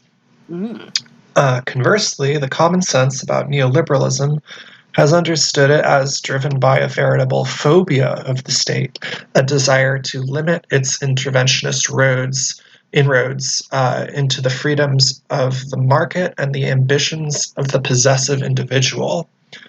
So that's the end of that section. I'm going to propose that we pause and just kind of do a spontaneous live reaction to that. How do we feel about that? I personally find that to be an intriguing set of questions that I feel like in other texts I've read may have kind of dropped hints at that, but maybe not have like asked so straightforwardly. Kind of like revisiting what we really understand about fascism and neoliberalism, and understanding kind of this fluctuating, fluid, hostile, perhaps, relationship that fascism has to the state. You know, it's kind of, I've seen these kinds of conversations in other ways, looking at different things, such as like prisons, for instance. Hence, you know, the Ruth Wilson Gilmore name drop. But I don't know, that's really intriguing to me. And I definitely am interested to see more from this text. That's just me. Yeah, One Dime, do you want to chime in there, or do you have any thoughts that you want to share? Honestly, like, it's too early in the text for me to really form an opinion. Like, that's all right. It's like I don't have anything like really meaningful coming into my brain right now. All I have is the Simpsons meme of the monkey in the guy's brain. Oh yeah, this cymbal banging monkey. So I just say that I wrote my entrance essay, the essay that I what's it called? To get into grad school. You had to write a letter of intent? No, not a letter of intent. Like they wanted a writing sample. Oh, so you had to write a new one? Yeah, I wrote a letter of intent, but an essay. It had to be that the rule was it had to be an original essay. It had to be something that I specifically wrote for the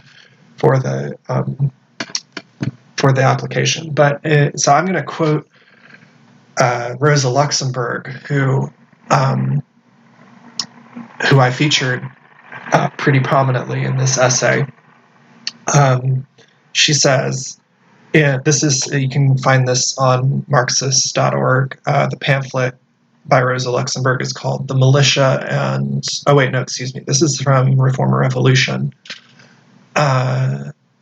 She says, capitalist development modifies essentially the role of the state, widening its sphere of action, constantly imposing on it new functions, especially those affecting economic life, making more and more necessary its intervention and control of society. So I think that, and I think, this author here is going to lead us into this territory shortly. I read this article a few weeks ago, but neoliberalism, and I think this will be really interesting to sort of reflect on where neoliberalism and fascism sort of crossroads, diverge, and so on. But neoliberalism as an ideology likes to talk about reducing the role of the state a lot, right? Famously encapsulated by Ronald Reagan saying, in the current crisis we face, government is not the solution to the problem, government is the problem, right? And of course, what he means by that is anything that doesn't involve, giant military spending bills is good or is bad, excuse me, and exorbitant spending on flashy military programs is that's fine. And as far as he is concerned, is reducing the role of the state. But of course, this is sort of puts lie to the alleged. I mean, the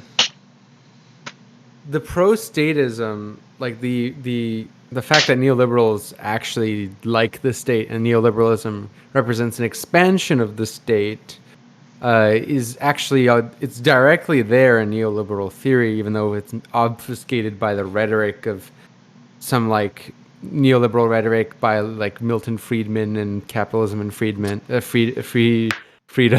and Ronald Reagan's rhetoric and whatnot. But it's like that's one of the distinguishing features between classical liberalism and neoliberalism, and it's basically that neoliberalism doesn't believe markets are actually organic, that they are natural, that they acknowledge that markets are constructs and need to be kind of forced by the state, opened up by the state.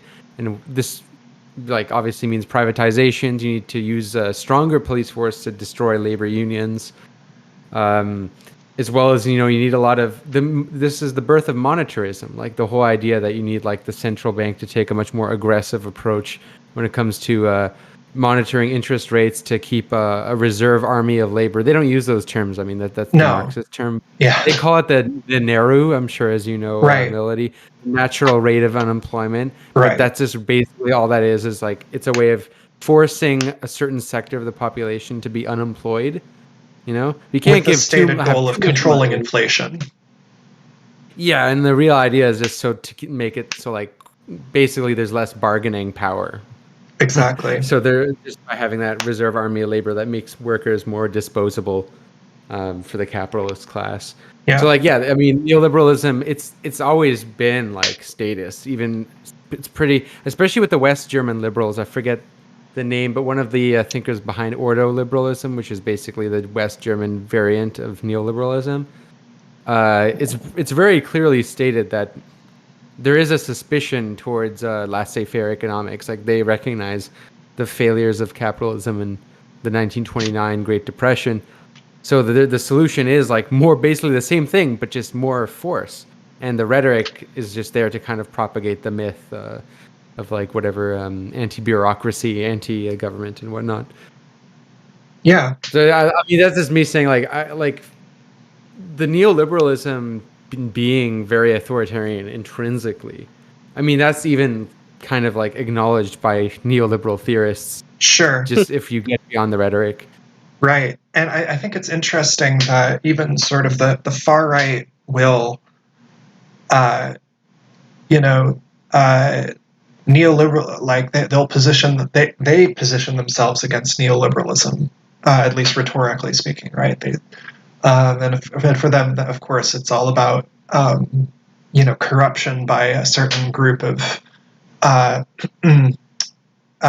powerful minority individuals, right? At least that sort of thinking on the far right, right? That neoliberalism is right? Like a corrupt conspiracy imposed by the quote unquote globalists, right? And in order to make things right again, in order to make America great again, or whatever, we need to have stronger borders or more deportations or whatever, and that'll really put sand. Which is what neoliberalism basically did on its own. Right. Exactly. I mean, so I think we'll come around to that. So, Brent, any thoughts before we move on to the next section here? No, I'm just really digging what both of you have to say. I mean, this is obviously something I have not read super a ton about. Clearly, like a lot of like my understandings of fascism, besides the few like overt texts I mentioned, come from other texts where it just kind of comes up, but that's not like the central thesis, especially like with neoliberalism as well. So I'm just sitting here learning. I'm just vibing. All right, so we're gonna move on. I would just say one more thing about neoliberalism, in that I think why some people on the right purport to oppose neoliberalism is because they associate neoliberalism with anti-racism. And while anti-racism may have emerged, like got more bigger, let's just say in the 2000s, neoliberalism was actually not just reactionary economically; it was also reactionary socially. Yeah. People always forget that absolutely. Reagan was deeply conservative. It was like a very conservative turn, socially speaking. Clinton was very conservative. People forget. Yeah, the Clintons didn't even acknowledge. They didn't even support gay marriage until like 2013. Well, and I mean, I think in the case of the Clintons, the Clinton White House, we saw the biggest expansion of the sort of the prison system and the war on crime since Nixon,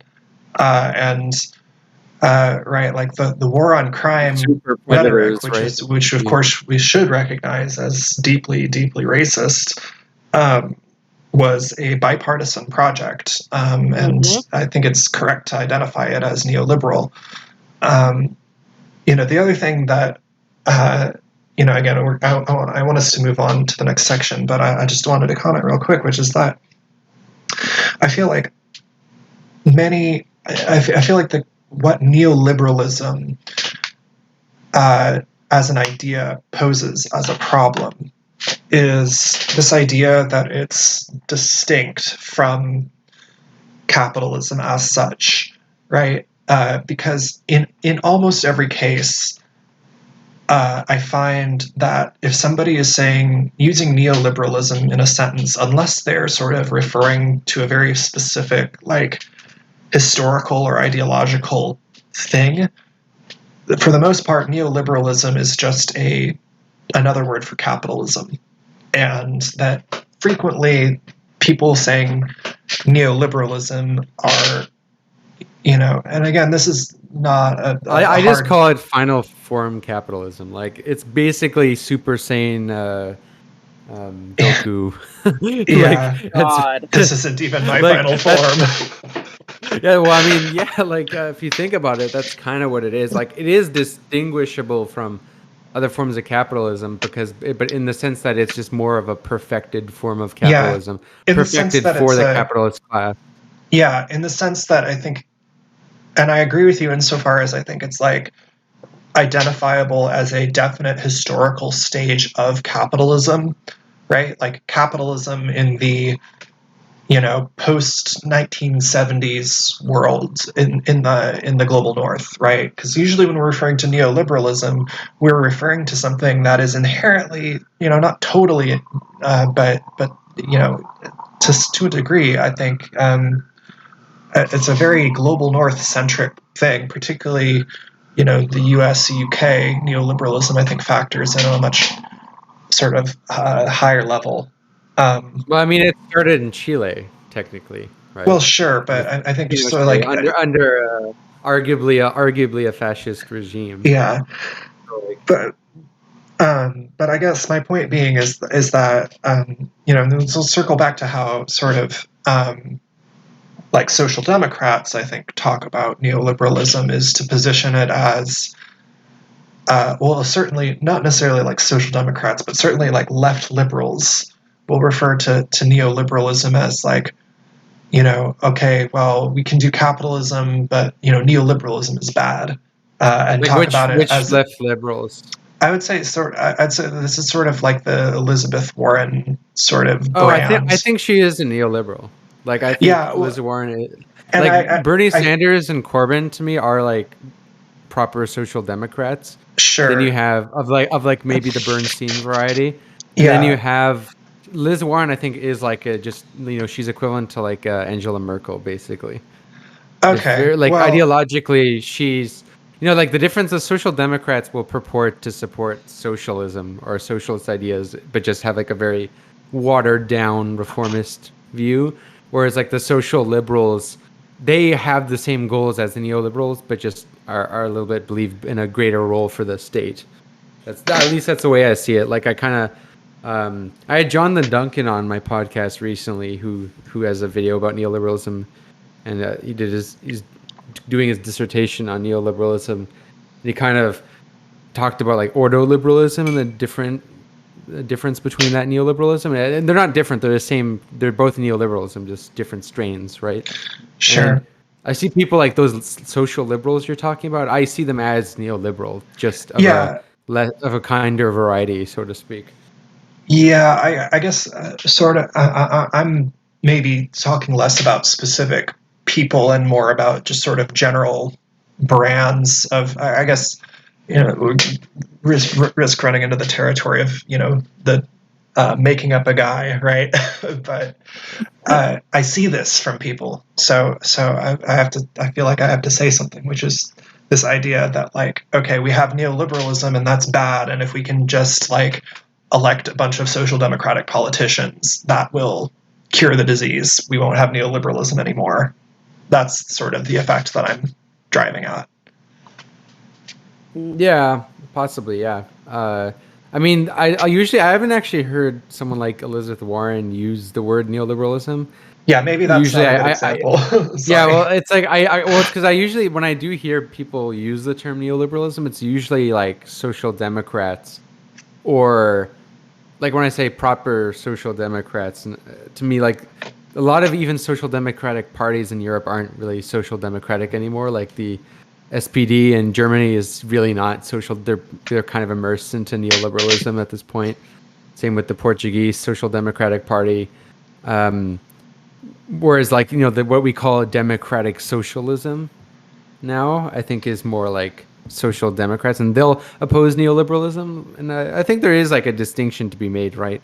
But yeah, a lot of those left liberals are there's kinder neoliberals, if that makes sense. Like, you have all these sort of weird libertarian people also prop up, like Andrew Yang, sort of kind of relevant to the article, but people like Andrew Yang kind of call themselves libertarians, and they oppose, like they say that they oppose this kind of order, but there is some undertones to what they propose, like more privatization, more deregulation, but it's coded in like they'll say, oh, we support UBI, right? So that makes it okay. I think neoliberalism, what makes it so dangerous is it's capable of like shifting its face. It's wearing so many masks. So it's capable of really co-opting so many ideas and making it seem like it's a change, right? I mean, people at one point thought Barack Obama was like going to be a social democrat. Like that was a real thought a lot of people had, which is crazy. Brent and I were actually talking about that before you came on, about how like Obama sort of was marketed as like a quasi social democrat. Like, yeah, he was. He had a lot of like affectations that sort of in his campaign, his 2008 campaign anyway, that were sort of vaguely, they were colored by sort of labor movement aesthetics, at least. The whole "yes, we can" thing that actually comes. And he literally said, we have a class war in this country. Yeah, like it's bold for American standards, right? Right. But then he literally just strengthened neoliberalism. Right. The cardinal sin in American politics is mentioning class in any way other than saying that we're all middle class. Right. That's the great lie of. There's no working class, only middle class and billionaires. Right. Anyway, Brent, you sound like you're trying to say something, and then after you say what you're going to say, we're going to move on to the next section. So. Oh no, I'm ready. Oh, okay. Let's party. Next section of this article is the fascist love of freedom. In the interminable seesaw of analogies and disanalogies that occupies so much speculation, theoretical and mainstream, about the contemporaneity of fascism, the notion of freedom has long played not an insignificant, if at times muted or implicit part. The largely liberal checklist exercises that are a staple of the genre will often identify the exaltation of the state and repudiation of liberty as constants of historical fascism, and find contemporary movements and ideologies of the far right lacking in that department. Today's revamped authoritarian populism spawns sundry freedom parties, and liberty is their leitmotif, from so-called medical totalitarianism for and of property ownership, or as a marker of civilizational difference from migrants and their religions. There are choice examples of this trait in Andreas Malm and the Zetkin Collective's formidable panorama of an emergent fossil fascism entitled White Skin, Black Fuel, where we read from, for instance, that, quote, the doctrine of energy dominance was annotated with some classical American freedom speak when the Department of Energy in 2019 began to refer to fossil gas as freedom gas to be exported without constraints around the world. Official documents from the department, still headed by Rick Perry, spoke of fossil fuels as molecules of American freedom, end quote. Elsewhere, we come across Rainer Kraft, the Alternative für Deutschland's climate spokesman. Alternative für Deutschland is the German far-right party, means alternative for Germany, decrying the fact that the mainstream parties are, quote, threatening the end of the world and stirring up mass hysteria so that people will accept the more and more of their property and their freedom are stolen. End quote. But are the liberal and neoliberal and libertarian notes in the contemporary discourse of the far right signs of an unbridgeable discontinuity with interwar historical fascisms? I want to briefly explore the proposition that, in several ways, conceptions of freedom at both the individual and collective levels were not and are not alien to fascism, and that we may gain in our understanding of fascist potentials and subjectivities by tarrying with that apparent oxymoron, fascist freedom. In his recent White Freedom, The Racial History of an Idea, the historian Tyler Stovall, having traced the racial entanglements of ideologies and liberty, ideologies of liberty across European imperialism, settler colonialism, and plantation slavery, judiciously observes that ideas of freedom did play a significant role in the ideology of fascism, which should perhaps not be a surprise given the shaping role that those historical projects of white supremacy played in fascism's self-image.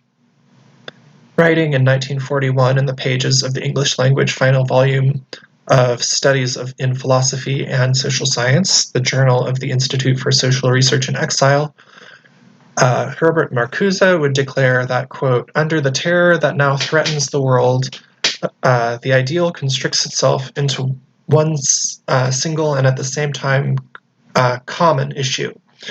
Faced with fascist barbarism, everyone knows what freedom means, end quote. If only. Italian fascist. Oh, sorry. Did we want to respond to that real quick? Oh no! I was just saying he was spitting facts. Yeah. This is, I keep, hearing, I don't know if he's sort of, I feel like he's quoting Lacerda without quoting Lacerda here, because everything. That's exactly what I was thinking. Yeah. I was thinking of Lacerda the whole time. I was like, this is very, very complimentary. Mm-hmm. Yeah. Side note: did you know Lacerda wrote like a 1,000+ page book on Nietzsche? I heard about it, and I will never read it because I started reading it. It's really good. It's really good. Lacerda is just an incredible scholar, and this speaks to his quality as a scholar, because I have I would be frank, pretty limited interest in Nietzsche. Not zero, but my patience for German philosophy is limited. I'll just say that. But Lacerda can sort of get you invested in kind of anything, just with the incredible depth of knowledge that he demonstrates throughout his scholarship. Anyway, back to the text. Italian fascism's relation to liberalism was by no means purely antagonistic. In the first years of Mussolini's regime, even a figure like Luigi Einaudi, I don't know how to pronounce that, sorry, Italians, later to become a member of the neoliberal Montpellier Society and president of Italy, would become the fascist government's efforts at balancing budgets and curbing social spending, writing in 1925 of, quote, period of fruitful return of the Italian tax system to its classic liberal traditions, end quote. In 1923, Gentile, in joining the Partito Nazionale Fascista, that's the Italian Fascist Party, would write to Mussolini himself that, quote, I have come to be persuaded that liberalism as I understand it, and as understood by the men of the glorious right, who led the Italy of the Risorgimento and the liberalism of freedom in the law, and therefore in the strong state, and in the state conceived as an ethical reality, is not today represented in Italy by liberals who are more or less openly against you, but precisely by you, end quote. Mussolini himself would later declare, if liberty is to be the attribute of living man and not of abstract dummies invented by individualistic liberalism, then fascism stands for liberty, and only liberty worth having. And for the only liberty worth having, the liberty of the state and of the individual within the state. But where the Italian fascism spoke of the language of freedom in the state, its German counterpart advanced a different vision. Do we want to comment before we move on to that section on the... Lacerda has entered the chat. That's what... Hell yeah. Holy shit. Yeah, I mean, this isn't shocking. I mean, from my reading conversations with you, but still, I mean, this is some shit I think a lot of people obviously do not want to confront. And look at this. We have people saying this liberalism, as it should be, is represented by Mussolini. Again, so what does that say about the heritage of, like, liberalism at large? Well, and if you'll recall from our reading of American Behemoth, it was, a lot of American businessmen who were not necessarily, self-identified capital F fascists, right? Mm. Some of them were quite liberal in persuasion, supported Mussolini quite directly. And Henry Ford and what's his name? Well, Henry Ford also supported the Nazis. This is true. Yeah, and also what's his name? The newspaper mogul. Why does the name escape me? Hearst. Yes, Hearst. So Hearst paid Mussolini something like 10 times his salary in while he was president of Italy to be an editor of a newspaper. he got more money from Hearst than he got from the Italian state.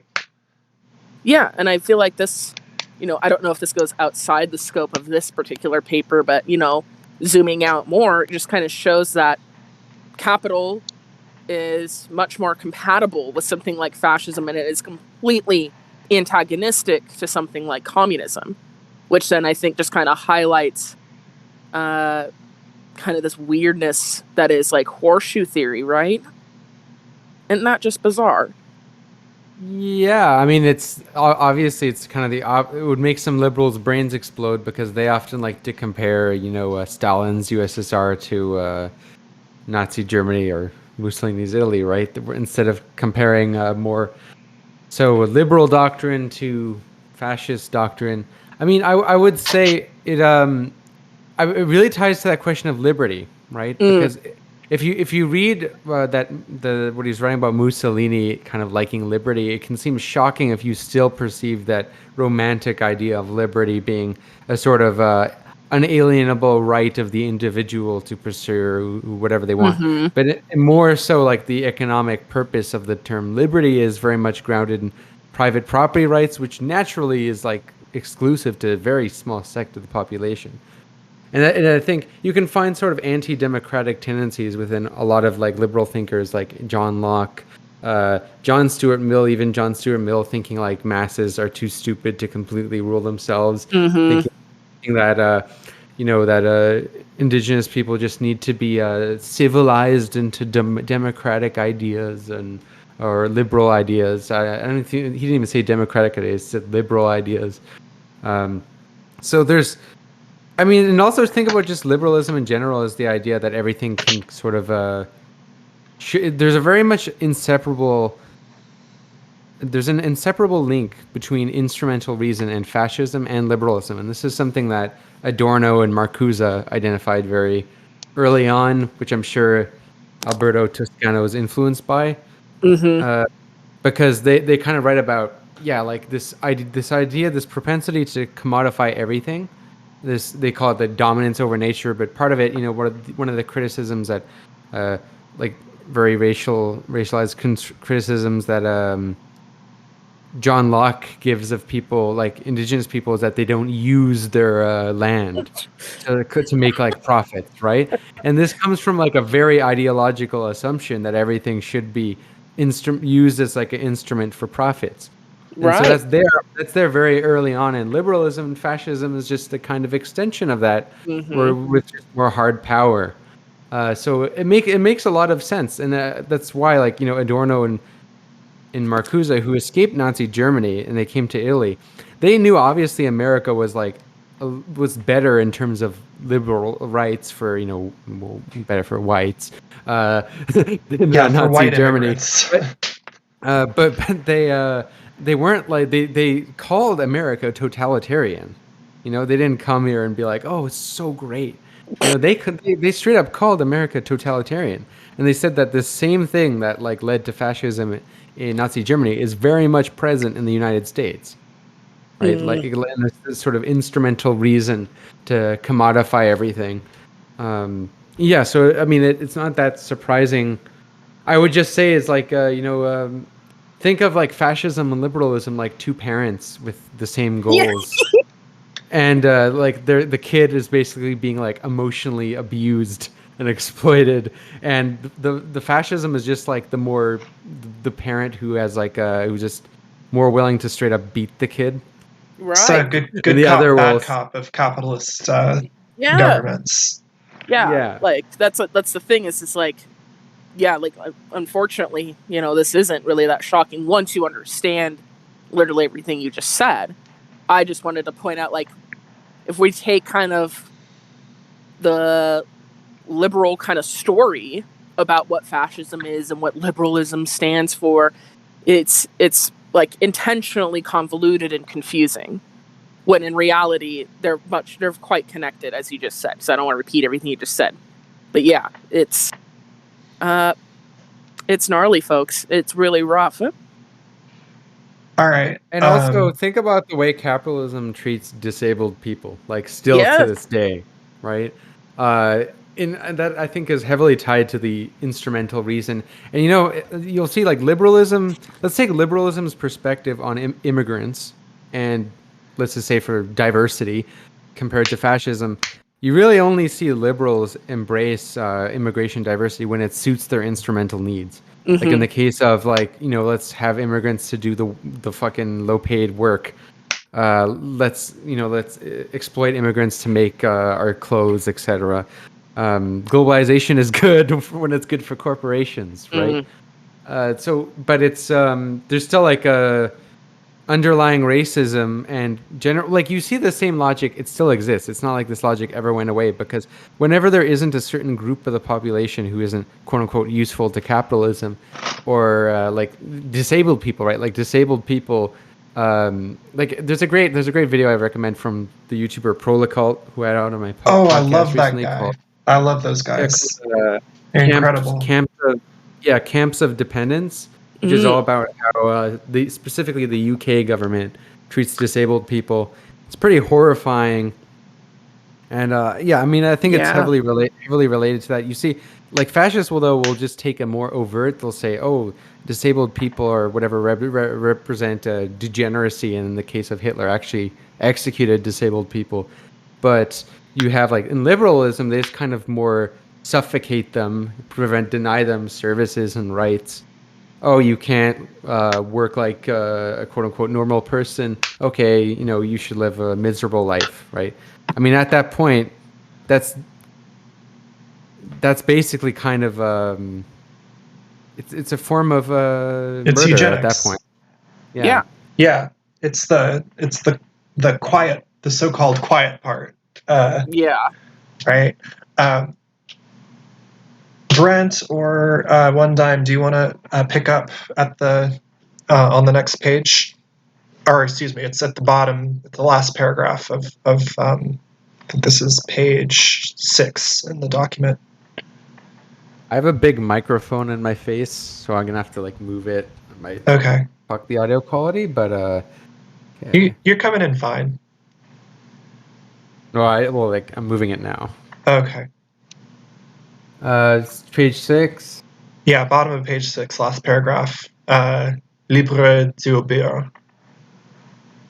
Okay, in Free to Obey, his recent book on the Nazi origins of post-war management theories and practices, the French historian Jonathan Chapoutot has incisively explored a deep theme of National Socialist intellectual production, spearheaded by young jurists, some of them members of SS, which casts severe doubt on the centrality of the state to the project of racial imperialism, something already noted by Franz Neumann in Behemoth, which is pioneering insights into the Nazi non-state.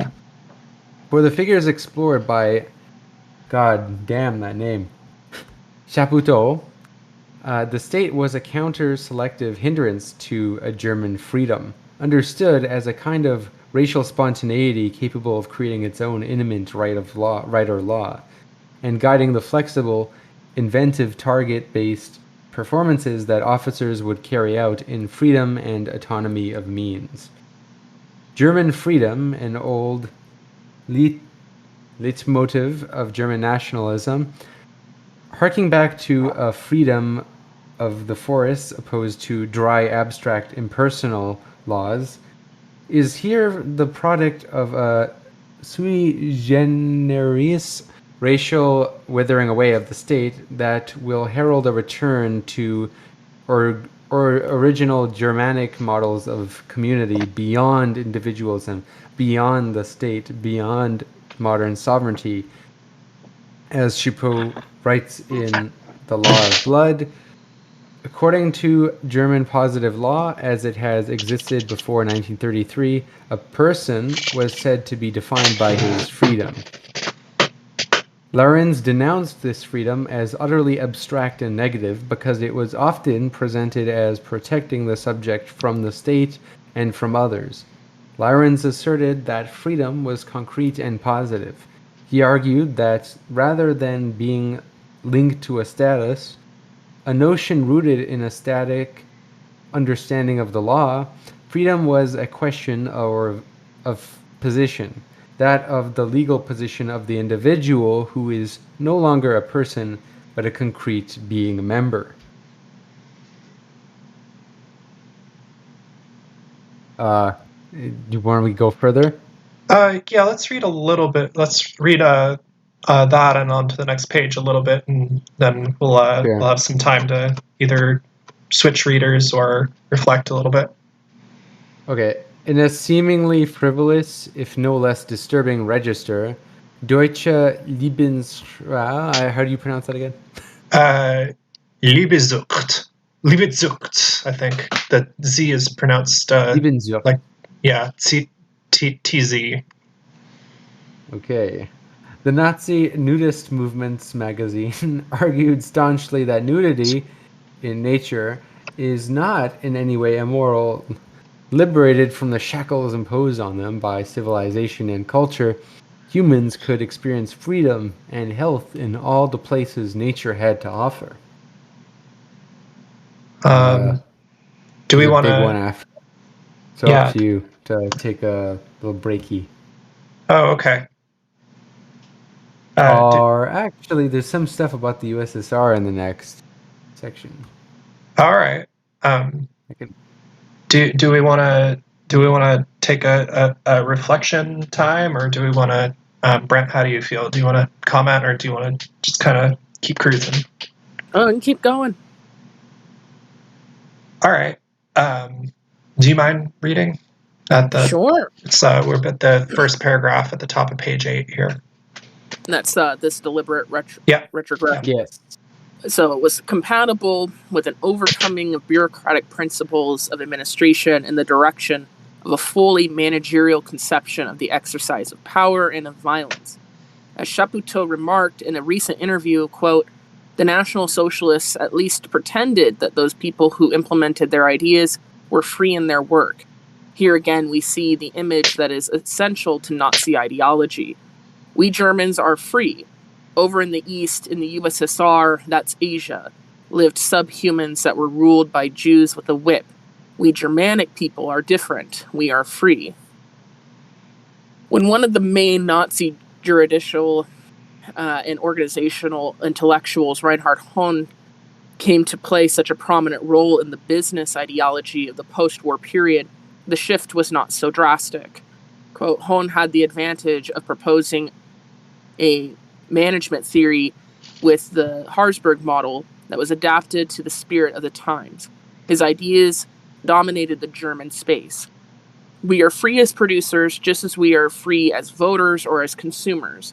We are free while those over there under communism are unfree. In the managerial register that, according to Chapoutot, was bodied forth by the Nazi non-state, German freedom was defined by a kind of performance principle. As such, while the individual SS officer was given maximum autonomy and flexibility in executing their mission, the community of the people was defined as a That's okay. Okay. A community achievement ever working towards the Führer. Let's see. I'm sorry. The way mine is written out, I can't see where the paragraphs break. Oh, I see. I'm going to try my best at that German word. I do not speak German, so I apologize, but I believe it's Leistungsgemeinschaft, which, yes, as it says, a community of achievement. The very possibility of, that's where it picks up there. Okay. The very possibility of a fascist freedom and the unsettling need to reflect on the abiding potentialities of white settler colonial propertied masculine figurations of freedom is exercised by the discourse on totalitarianism, even in the latter's most philosophically and historically rich variant, namely Hannah Arendt's The Origins of Totalitarianism, whose recognition of the boomerang effect of colonialism should have sensitized her to freedom's racial overdeterminations. For Arendt, it is definitional that totalitarian domination aims at abolishing freedom. even eliminating human spontaneity in general, and by no means at a restriction of freedom, no matter how tyrannical. This breaks. Okay. Do you want me to pick up? Sure. Okay. I think actually, if you guys want to discuss this part, I thought this was really interesting. Okay, yeah. Go because for it. this is, I've been sort of forming my sort of little thoughts about just the nature of power and totalitarianism, kind of influenced a lot by history, a lot by Lazardo, but also philosophically by theorist Byung-Chul Han, who wrote Psychopolitics. Yeah. And he also wrote What is Power, as well as Zizek kind of seems to be building a bit of a similar theory, kind of in his book, which is also in one of my favorite books of the year, is Like a Thief in Broad Daylight. Oh yeah, he's also got. Did somebody say Totalitarianism? I haven't read that one. Yeah, that's one of his older books, I think. But what I find really interesting, right, is there's this old theory, which almost all theorists of totalitarianism kind of assume when it comes to fascism, and thus make the mistake of equating it with state socialism or whatever, and they'll say totalitarianism wants to eliminate freedom and eliminate spontaneity, and they'll associate this as like the apex of power. The apex of power is total control, lack of freedom. When there is no will, the will is destroyed. Where I think this is actually like usually when there's this level of overt coercion, overt totalitarianism, it usually represents a sort of lack of power, because the fact that they have to resort to that level of violence means they have to destroy a will. But the fact that there is a will that forms against the status quo points to the lack of power, right? And you can take this in the case of fascism in Italy and Nazi Germany. It emerged because there was this very strong workers' movements there, right? So they had to really, well, you didn't had to do what they did, what I'm saying, but the fact that they felt that they needed this level of coercion to reinforce the German capitalism and Italian capitalism suggests that they perceived some sort of threat, right? Let's also take when one wants to use a word, but siege socialism states like a Soviet Union, or we can even use actual existing socialism today, like Cuba. Why would they resort to overtly, jailing people who pose a threat? Well, the fact is it's not really true that the Bolshevik Party really didn't have as much power as people might have thought it did. They had so much threats of overthrow all the time. Obviously, from its very inception of the Russian Revolution, over 7 countries coming to, join forces to sabotage the Russian Revolution.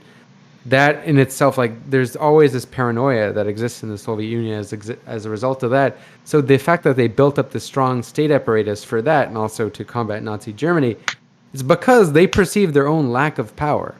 So this idea that this is peak totalitarianism, is state controls everything.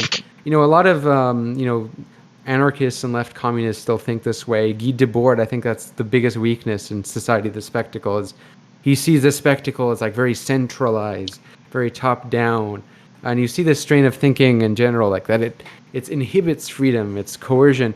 When actually the truest form of power is when it doesn't need to use overt coercion. It's when there is no will. It tranquilizes the oppositional wills or makes them weak enough and small enough that they can't pose a threat. Once I was in discussion with someone, they say why isn't Canada? Why doesn't Canada see? Why does Canada doesn't have a total? How can you say Canada is just as bad as let's say, I don't know, whatever, a fascist country, or let's say Canada versus Cuba, a socialist country. Cuba has more freedom of the press, right? It's okay, in Canada, there's no real threat to the status quo. There's this oppositional capitalist parties with similar doctrines, and the ideological control is so strong that they don't need this overt violence even though they do impose violence when people do pose a threat, like Indigenous protests in Canada, the Wet'suwet'en protests in BC, they will resort to violence when they actually challenge. But when it comes to these peaceful protests, they won't like destroy. Why would they destroy that if there's no threat to the status quo? So like the peak of power is actually when there's just less resistance, not when there's this total control. Like the big thing that is often pointed to with totalitarianism is no freedom of the press, like the state controlling the press, which, let's be fair, like the Soviet Union, the state did control the press, and Cuba kind of as well. It just like, I would say Cuba is a little bit better with civil liberties, but that's another whole different discussion. But yeah, they also control the press. But why doesn't capitalist countries, like liberal capitalist countries like America and Canada, why doesn't the state control the press there? They don't have to, because already the corporate press eliminates any resistance to the corporate status quo, the capitalist status quo. So there isn't any need, right? And I would say, people in the American government and the Canadian government have more power over its people than the vast majority of countries do that are perceived as authoritarian or whatever. Like let's even take China. I think the Chinese working class is more capable of overthrowing the Chinese government than, let's say, the Canadian working class against the Canadian government. And I think a part of that has to do with thought control.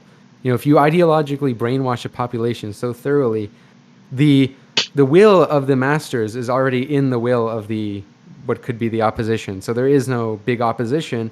Therefore, there's no need for this limitation of freedom, so to speak. If that makes sense. It's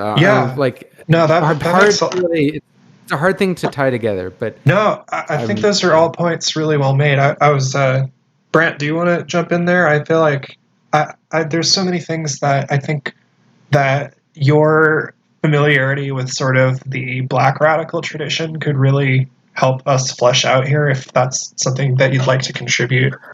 Because I feel like these are things like concepts that I feel like I have just like on the tip of my tongue, but I feel like you'd be able to articulate a lot better than me. So I just like really wanted to draw that out, if that's something that you'd like to contribute.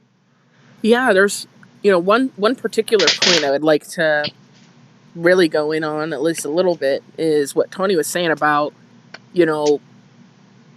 this kind of the really strong uses of force of power, really kind of only emerge when there's a serious threat to that status.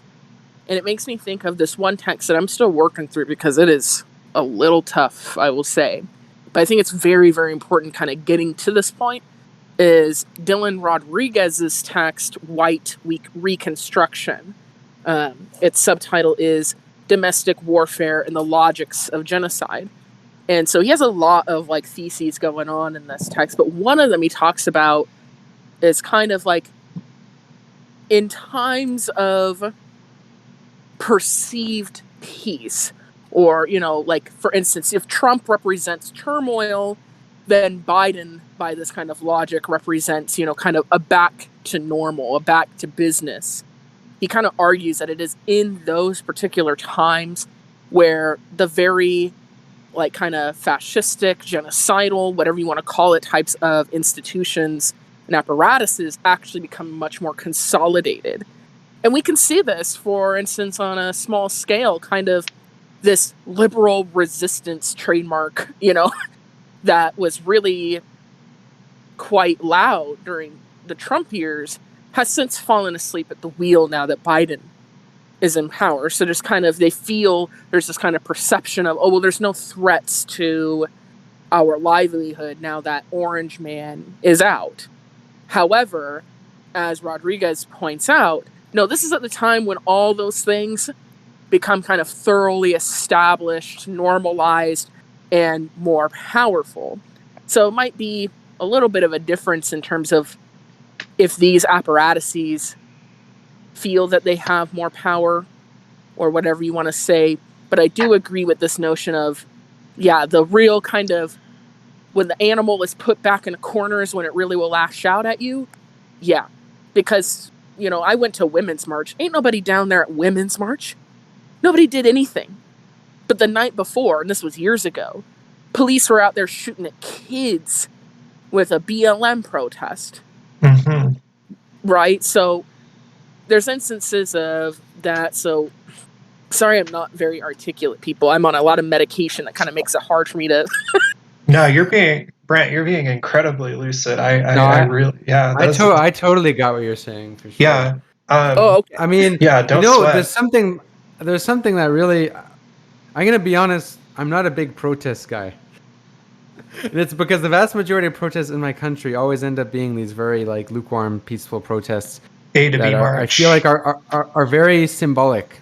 Like you mentioned the Women's March, I thought of the climate protests in Canada, where there was a big climate protest in Canada, peaceful protest, yada yada. Greta Thunberg was there, and what did Justin Trudeau went and joined the protests. Jesus, he marched with the protesters. Like the fact that he was able to do that suggests these protests pose zero threat. Right. Yeah. And I think what did he do after that? He went and built more oil pipelines. This is something that our anarchist comrades, I think, are always sort of keen to point out, which is that I mean, again, this is sort of I'm engaging in a little bit of caricature, but I promise that it's from a good place, which is if you're not smashing some proverbial windows, you don't have a protest, you have a parade. You do. And I think they're absolutely right about that. If you're not, and I don't necessarily mean literally smashing windows, although that can certainly be a part of it. Well, also, I have my critiques of that too. Like, I think, sure, but I like adventure. When I say like not like a critique because of violence, like not liberal moralistic bullshit, but like you know what I mean, like adventurism. Like, sure, I feel like that's another issue that is a little beside my point here. Yeah, which is that very separate issue. Yeah, where this is a little bit more granular question about tactics that are more ideal in one situation or another. But like, for example, like blocking coal trains, like that's a form of or like the people who go and strap themselves to the old growth trees, like that. Those are serious and disruptive forms of protest, right? Yeah, or like blowing up pipelines. Oh yeah, exactly right. Oh, not that. I mean, David Suzuki recently got shit because he, like someone basically blew up a pipeline in Canada, like there a lot of the Wet'suwet'en protests after like protesting peacefully and the RCMP just stomping them out. Like, there's started to be more violence, and he was asked about it. What do you think about these protesters using violence? And his response was basically like, well, what did you expect? Like, you didn't respect their demands. And people were criticizing him for, whatever. Like they're saying he's endorsing violence. When the media starts like attacking protests, there's some potential in the protests. And when they're like promoting the protests, it's already like thoroughly defeated. It's foregone. Yeah, right. Yeah, well, I mean like... Oh, sorry, Brent, go ahead. Oh, no, you're fine. Yeah, just one thing, with Women's March, just as an example, like when I was there, my politics weren't as developed as they are now, but, this is bad when somebody is, not there, can grasp onto this. Because when I was there, I noticed a lot of people there seem to be real friendly with the police. I mean, a lot of hugging and weird. Giving them Pepsi. Yeah, really. I'm like, calm down, sis. It's not that deep. But I noticed that, and I was like, wait a goddamn minute. These are the same assholes that were done shooting at kids last night, little black kids. And y'all are out here hugging and they're so nice to them. Like, yeah, because you're not doing shit. And also you're white. Right? Like, okay, Karen, neat story. But that really stuck with me, and I just was like, wait, this doesn't make no sense to me. And I was having a panic attack at Women's March, so don't ask me to go anywhere because I'll just ruin the whole vibe and I'll ruin anything that's supposed to happen. But I noticed that, and that was kind of the first like material kind of thing that happened with my political development. Was seeing that, I was like, this can't be that serious if people are out here hugging and being hoity-toity and shit with cops. Right. Yeah, for sure. And I think like some people, I find myself in sort of a middling position in that I think that in terms of like actually advancing like struggle, that events like that are pretty useless. Not completely useless, but pretty useless. However, I think that people who are principled can definitely show up at those kind of events and make a pitch, so to speak. I think as sort of to inflect this with some Maoist politics, is that you go where the masses of people are, and if there's 10,000 people out on a march, even if it's if you view it as sort of a ineffectual political symbolism, right? It's still better to go out there and pamphlet and say shake some hands, right? Rather than to just, stay home and be like, well, this is a bunch of, liberal BS anyway, right? Like, and don't get me wrong, I think that you can definitely sort of, you can verge into opportunism going too far in that direction, but I don't. I kind of say something very similar in my acid communism video. Is like I believe the hippie movement was pretty much like a liberal co-option, and the counterculture was largely not very effective.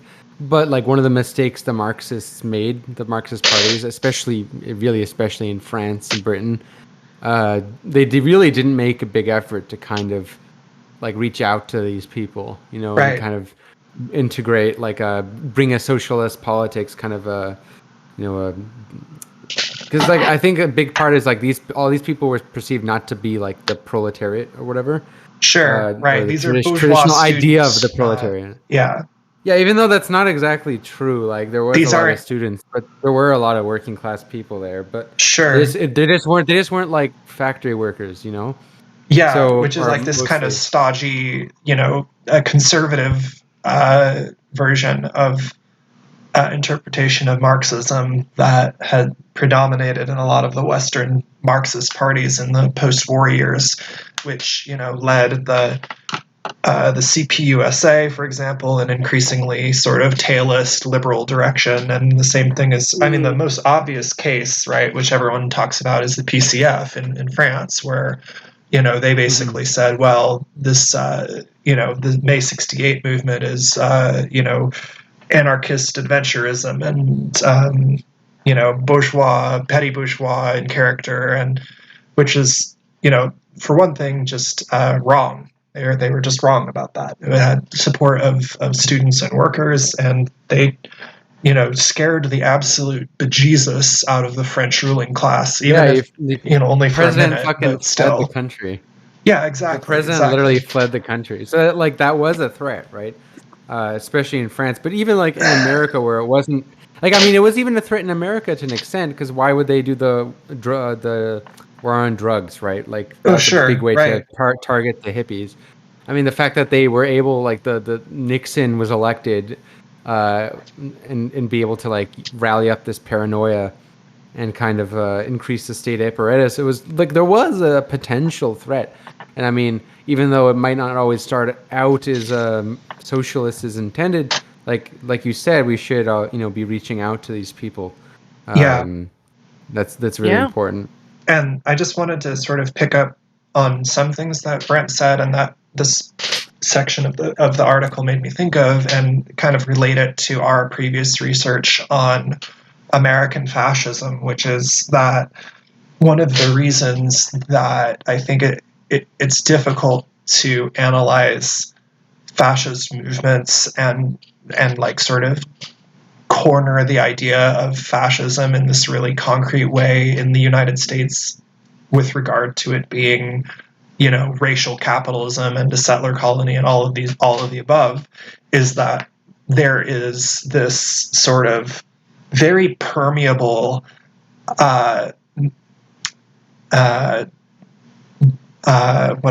layer, the very permeable layers between what we would conventionally call the state, right? The the designated bodies of armed men, right? The police, the ICE, the Customs and Border Control and so on, right? Like the overt machinery, the uniformed machinery of the state, versus, say, anything from stochastic white terror in the form of like individual, mass shooters or vigilantes or whatever, and armed white gangs like the Three Percenters or the Prouds or the other neo-Nazi gangs or whatever, right? Like there's this sort of like sense in which whiteness, and like Brent, I feel like Brent, you can really probably set me straight here on correct language, but like whiteness sort of is the state in that way, and that it's both sort of like ideological and material, and like it's not just like the literal uniformed halls of power, right? It has sort of this quotidian, like everyday quality to it. Is that sort of, did I venture into the right territory there? I would say yes, but I would go even further. Maybe this isn't further, maybe this is more specific, but like whiteness as a property relation, like that's what it's reflecting. Yeah, that's what I was driving towards. Absolutely. Yeah. All right. I mean, yeah, well, there's this article by Donald Parkinson from Cosmonaut. He wrote I think it was critiquing Angela Nagel's Kill All Normies. What an awful book. Oh my gosh. Yeah, and how like Angela Nagel will kind of make the argument that like the new world order isn't, or the new neoliberal order isn't like white supremacist. It's like with identity politics. Yeah, so but like he made the good point where it's like actually it's like more like the neoliberal takes two kind of forms, like two masks. Like it still has a white supremacist superstructure to it, very much so. And on the other hand, there is like this move from like the Silicon Valley type of left. Have you read the book called The Californian Ideology? It's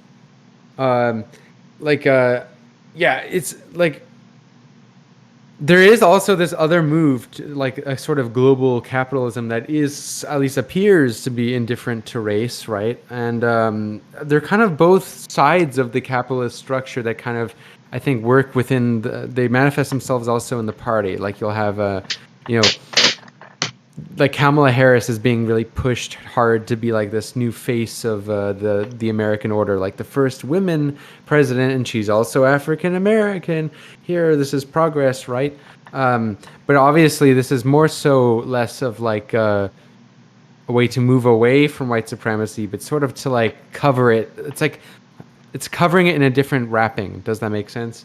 Like it's changing the face of it. Like what I mean, like neoliberalism is able to maintain the same relations by changing its face. And there is an inevitable, I think, going to be a shift to kind of sugarcoating itself and adopting this globalist approach, anti-racist approach, because there's just like the fact is there is like a growing amount of immigrants in America and the United States, and this is like a contradiction to capitalism because they want more immigrants to do more labor, but at the same time they're also going to have to appeal to these people, and they're going to probably as they're already doing is kind of adopt this pseudo anti-racism. Like Justin Trudeau is really the king of this. Like he has like a very intersectional cabinet of Indians, blacks, indigenous people, women, whatever, but like it's the same order that's oppressing indigenous people and like didn't he do like blackface several times? Yeah, that's the irony too. Jesus. Like, I mean, he is good at like putting different masks, that's for sure. Lord. All right. Well, I think this has been a good detour here, good conversation. I want to sort of move on to the next section of the paper. Do you guys feel like I have to leave pretty soon, but okay. I can stay for like 10 minutes. Right? Okay. Do you want to do the last bit of reading then, since you're going to be on the way out? Sure. Okay, so we're at the bottom of page 8 while it certainly speaks. Okay, where is this? 1 second. Page So like 8. it's the very last line of page 8. Or I guess it's page 8 on the page. The It's possibility of a fascist freedom, right? Yeah. It's hold on. It's in the PDF. It's page 6 at the bottom of the page. It says it's on page 8. So the possibility of fascist freedom, yeah? Yes. Sorry. Okay. Sorry. No, that we already read that. We already read that paragraph. I think. Oh, right. I think Wait, so. no, I don't think so. Oh, we didn't? Okay. Well, go ahead. Yeah. Yeah, no. Sorry about that. Because they talk about Erich Fromm, and we definitely didn't talk about Erich Fromm. Oh, that's a shame. We might get there eventually. No. I mean, like this reading talks about Erich Fromm. Yeah. Okay. So the very possibility of a fascist freedom and the unsettling need to reflect on the abiding potentialities of white settler colonial propertied masculine figurations of freedom is I have a bit of dyslexia sometimes with this computer. Excised? Yeah, excised. Yeah.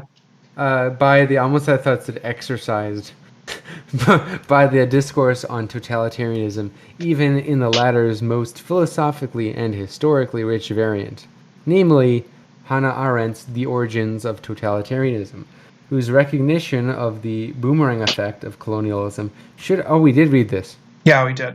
We're at the very, very bottom of that paragraph. It says, while it certainly speaks. Like I'm opening this in Google Docs. That's probably why it's different. Oh, I see. So is it, but if we wish to tackle whatever? It says, while it certainly speaks to the phenomenology of fascist terror.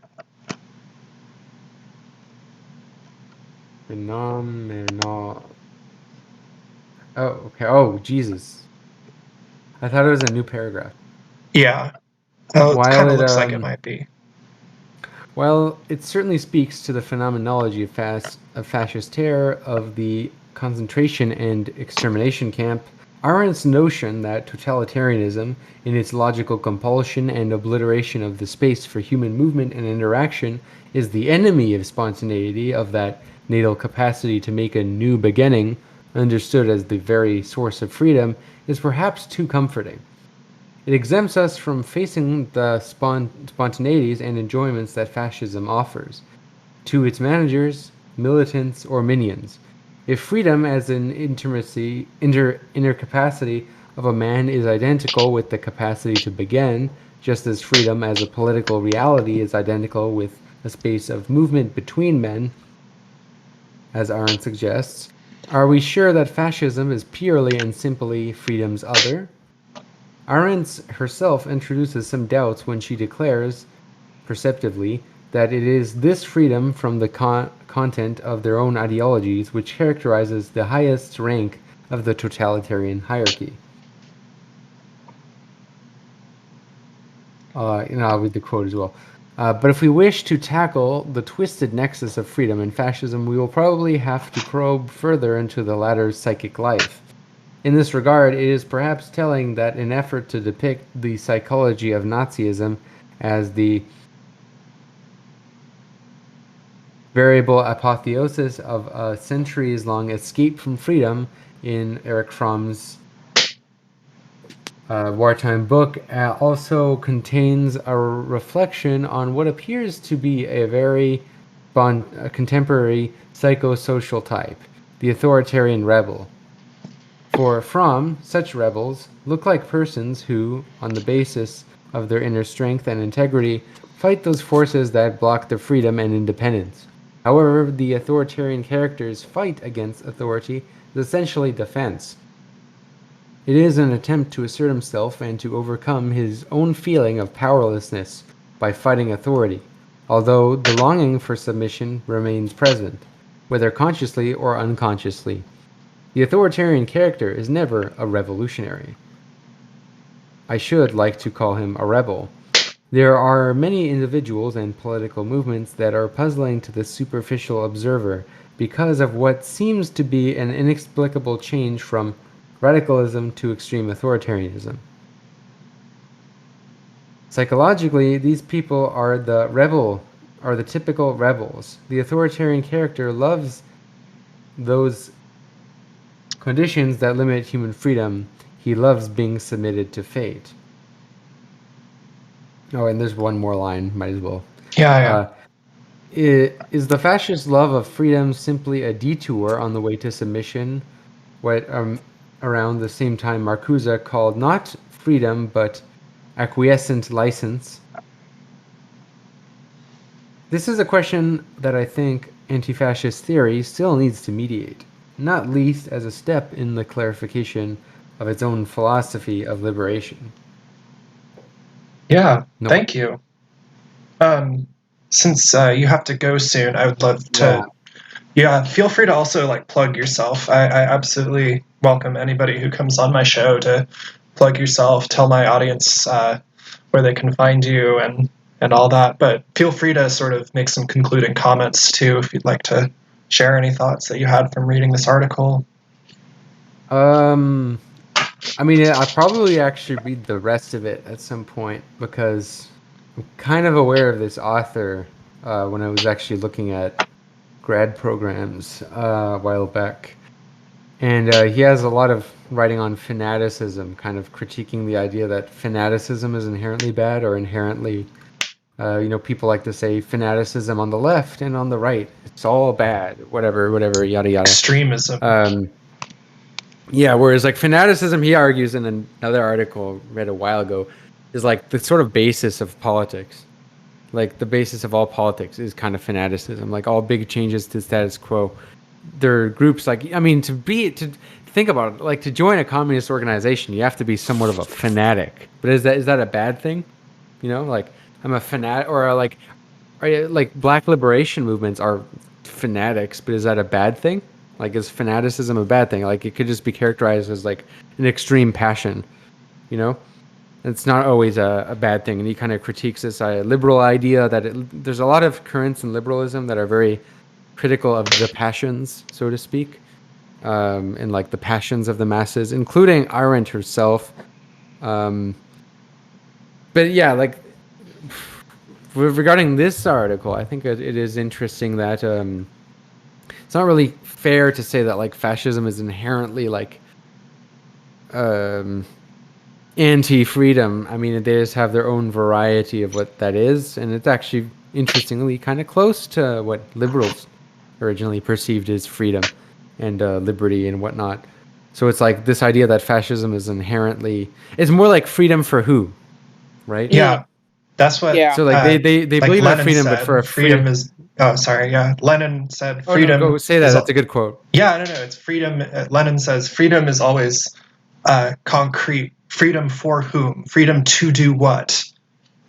Yeah, precisely. I mean, it's such a thoroughly kind of meaningless term, and it really depends on who's using it, right, and for what use.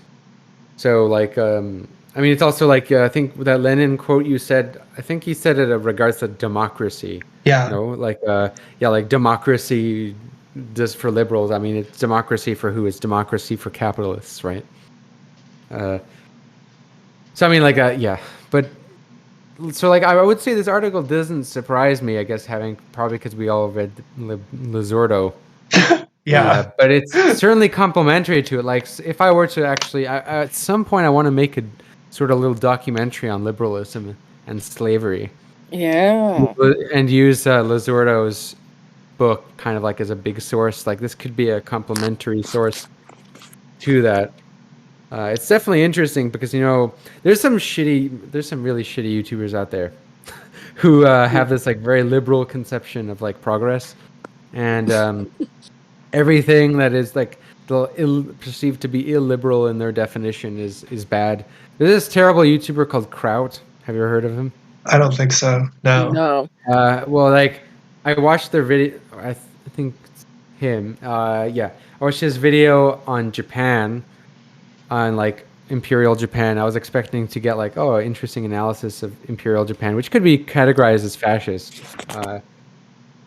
very much, I think it's safely to say, is like was fascist imperial Japan, genocidal, colonialist, yeah, whatever.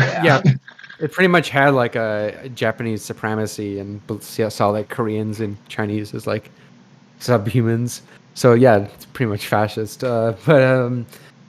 Yeah, he kind of just equated, his critique of Japan was like, its character was totalitarianism, and it went from this democracy to totalitarianism, just like Soviet Russia. It's like, excuse me, sorry, when did Russia have this great democracy ever really before? Like, it's kind of, it's like I think a lot of this also could tie into like Michael Parenti's Black Shirts and Reds. Because he kind of shows how like there's such a slippery slope between liberal democracy and capitalism. So yeah, and I hate this idea also of like, this is actually kind of a big shift in my thinking. So if I would say one thing, one of my older videos, I have like all my videos, I think I stand by. I have the psychology of fascism and sexual repression. I think there's a lot of that's horseshit. Like I don't really believe it. I think there's truth to it. There's truth to like an authoritarian impulse in sexual repression. Like, there is definitely like a sort of connection between like this authoritarian desire and hate, ressentiment, and sexual repression, like for sure. But I don't think this is exclusive to fascism at all. It's where like people like Wilhelm Reich go wrong, and I think knowing like these type of analysis that actually it's not really like that many worlds apart, fascism and liberalism. I mean, I'll say one final thing. There's a video on YouTube. It's like guess the quote, Hitler or Winston Churchill. Oh Jesus! And like, that's it's really genuinely. It's genuinely hard to guess. Right. I mean, Churchill, deeply racist.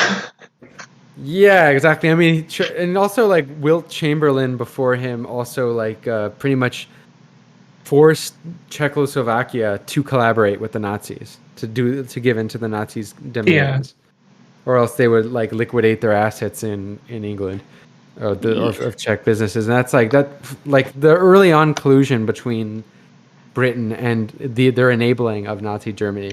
And they only turned on Nazi Germany when like they started to threaten their colonies, and when they showed the desire to invade France. So yeah, liberalism is dog shit. That's all we need to know. Yeah, it's always a good takeaway from my channel. Mm-hmm. But I want to say, like, it's important. Like, one doesn't have to be stupid to espouse like these pro-liberal socialist tasks. Like, there's a lot of scholars who have like who are very smart people, like Matt McManus. Oh yeah, that's the first person I thought of. He's got some really compelling scholarship, but I think he's wrong about that. He's a really smart guy, but like he has like a Stockholm syndrome attachment to liberalism. Oh my god, it's so annoying. Exactly like how I felt reading his book on postmodern. Was he the guy who wrote Postmodern Conservatism? Yeah. It's like a collection of essays. That's exactly how I felt reading his book. Like, if by some miracle or horrible accident Matt ends up listening to my show, like, wow, it's very well researched. I just like I have exactly the reaction that you just like. Why are you so committed to defending liberalism like this? It's a little jarring. Yeah, and I mean, he had a. I listened. Do you listen to the Pill Pod? I enjoy that. Yeah, so like they had an episode about like Chile and whatnot, and Matt seems like very much aware of like Americans' imperialism in Latin America, but like doesn't jump to I think like the kind of obvious conclusion, because like it'll be like, yeah, Allende whatever got sabotaged. That means let's do that again. It's like, can't you see like that? Like the liberal socialism, like not only is it okay, liberalism isn't built liberalism isn't built to condone socialism. It's not built to allow socialism. Like the nature of the capitalist state's constructed very much. When I say the state, not like the government, but like the state, like the institution, police the physical institution. Yeah, exactly. Like the military, the legal system, the bourgeois property system, they're there to like very specifically for capitalism. I mean, let's not forget who founded these countries.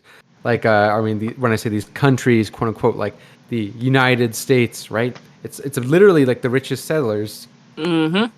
So like that's literally like, why should anyone want to keep the American Constitution? Like, there's no reason to do that. You know, there's your mic drop. Holy shit! I mean, okay, like, you know, I heard this one lib, not Matt McManus, but like another liberal who fucking upholds the Nordic countries and criticized Evo Morales, saying like he was authoritarian for creating an institution that basically made his policies like in print, like it made it so that they can't get reversed. Good, and he was saying that's like authoritarian. It's like, okay, you know, you're literally overthrowing a system built by the colonizers. Like, what's so bad about like that? I don't know. I feel like it's, especially when it comes to Evo Morales, I feel like a lot of people get their undergarments in a twist when indigenous people, you know, stand up for what is theirs. And I'm like, yeah, that shock me that a literal mass of indigenous people upsets random settlers from around the world. And I think, you know, speaking on people like Matt McManus, he's not alone. Like, there's a lot of people like this in political science who will have socialist sympathies, and then they'll say no. Like, they'll very much reject ideas of like the DOTP. Yeah, which always is basically rejecting, which is basically like rejecting Marxism, in my opinion. Well, yeah, I agree. Yeah, this is a pretty basic principle to depart from. Yeah, exactly. Because it's like, this is okay. Like, being a liberal socialist is kind of like believing in socialism and not wanting to achieve it. Right? Yeah. It's totally ridiculous. It's kind of you know. Actually, this is interesting. 360. You know, there's one. I'll tell you. This is 360 because I remember you asked me very early on about conservative intellectuals and how there's not many. I actually just remembered one. There's one conservative scholar. I absolutely hate him, but I have to say I kind of respect how honest he is. You know, Carl Schmitt. Yeah. Carl Schmitt makes a criticism of like the moderate conservatives, you know, and the idea that like we can live side by side by the enemy, and it's like, you know, our goals are X, Y, and Z, right? Like, why we can't coexist? And yeah. He has a point. Like, if you take fascist idea, like conservative ideology, as to its conclusion, it's basically fascism. I mean, even though, like, you'll have someone like Ben Shapiro, right, who has very much like a lot of the same ideas as fascists, like this conservative values, blah blah blah blah blah. But to actually like make his conservative utopia reality, you kind of need like this forced fascism. That's just the ugly reality. I mean, at least Carl Schmitt's willing to admit that. You know, these are the enemies. In my mind, these are my enemies, right? And when I look at the liberals who say, oh, you know, you can just have socialism and this class collaborationism, and, you know, keep, I think we should have, like, factions. I think banning factions is a bad idea. Like, even though Lenin kind of arguably had to, but that's another story. But I'm pluralist to an extent, but like this idea to keep the same capitalist bourgeois political system designed for capitalism is absurd, right? Like, it's totally absurd. Like, as if, you know, people will say, did you not learn the lessons from the Soviet Union and East Germany? And I'll ask these people, did you not learn the lessons from Allende, Venezuela, Arbenz? So many examples, right? Definitely. Absolutely. Liberal socialism. Yeah. I gotta go now. All right. Thank you so much for joining us. Where can folks find you? One Dime, and it's my channel. Probably a link will be in the description, I'm guessing. Yeah. In One Dime Radio, it's my podcast. You can find my episode with Melody there on liberalism. Yeah. Thank you for joining us. Yeah, it was great. Peace out. Take care. Yeah, and I wish he was sticking around for another minute, because I just on that last note of liberalism and socialism. Now, of course, I'm no Trotskyist, but there is a passage from Leon Trotsky's 1918 military writings in the introduction to How the Revolution Armed, called The Path of the Red Army. He says, "The problems connected with the creation of the armed forces of the revolution are of immense importance for the communist parties of all countries.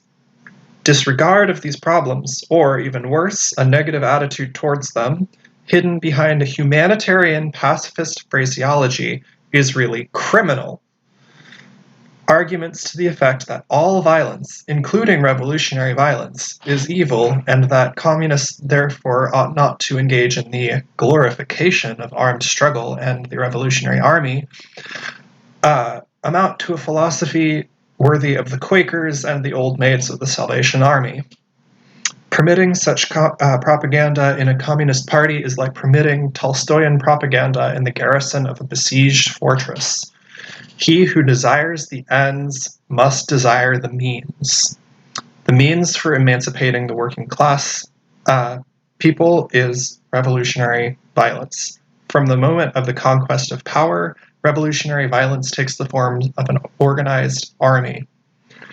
The heroism of the young worker who dies on the first barricade of the revolution when this is beginning differs in no way from the heroism of the red soldier who dies on one of the fronts of the revolution after state power has been seized. Only sentimental fools can suppose that the proletariat of the capitalist countries is in danger of exaggerating the role of revolutionary violence and showing excessive admiration for the methods of revolutionary terror. On the contrary, what the proletariat lacks is precisely understanding of the libertary role of revolutionary violence. That is the very reason why the proletariat remains in slavery. Pacifist propaganda among the workers leads only to the weakening of the will of the proletariat and helps counter-revolutionary violence armed to the teeth to continue." That is straight up one of my favorite pieces of communist writing from anybody. I'm not a big fan of Trotsky for other reasons, but those are, as Brent would probably say, some bars. Yeah, I was literally about to say. I was like, okay, go off, I guess. Yeah, I can see why, you particularly enjoy that whole section. I still need to read that, by the way. But, yeah. Did you want to comment on that at all? I kind of relate it back to our more overarching discussion here, or? Yeah, and I had, because I want to read that more in full, but like, Jesus, Hebrew, I'm like, if that's how we open, I'm intrigued to see what the rest is. And, while we were talking earlier, it took me like half an hour to find this, because I could not remember the book, because everything I read as such overlapping themes. But, you asked me a question earlier about kind of like how we understand whiteness. Like, you were talking about, the state, and I mentioned, it's like a property relation. If you don't mind, I had a really great a quote from William C. Anderson and Zoe Samudzi's As Black as Resistance, Finding the Conditions for Liberation, that I feel like would relate to our overall conversation of the role of the state and bringing in, like, the Black radical tradition and our understandings of that, if you wouldn't mind. I would not mind at all. The mic is yours. All right. So I'm beginning here with chapter 1, and this is like pages 4 through 9, but I'm not reading them in full, just parts.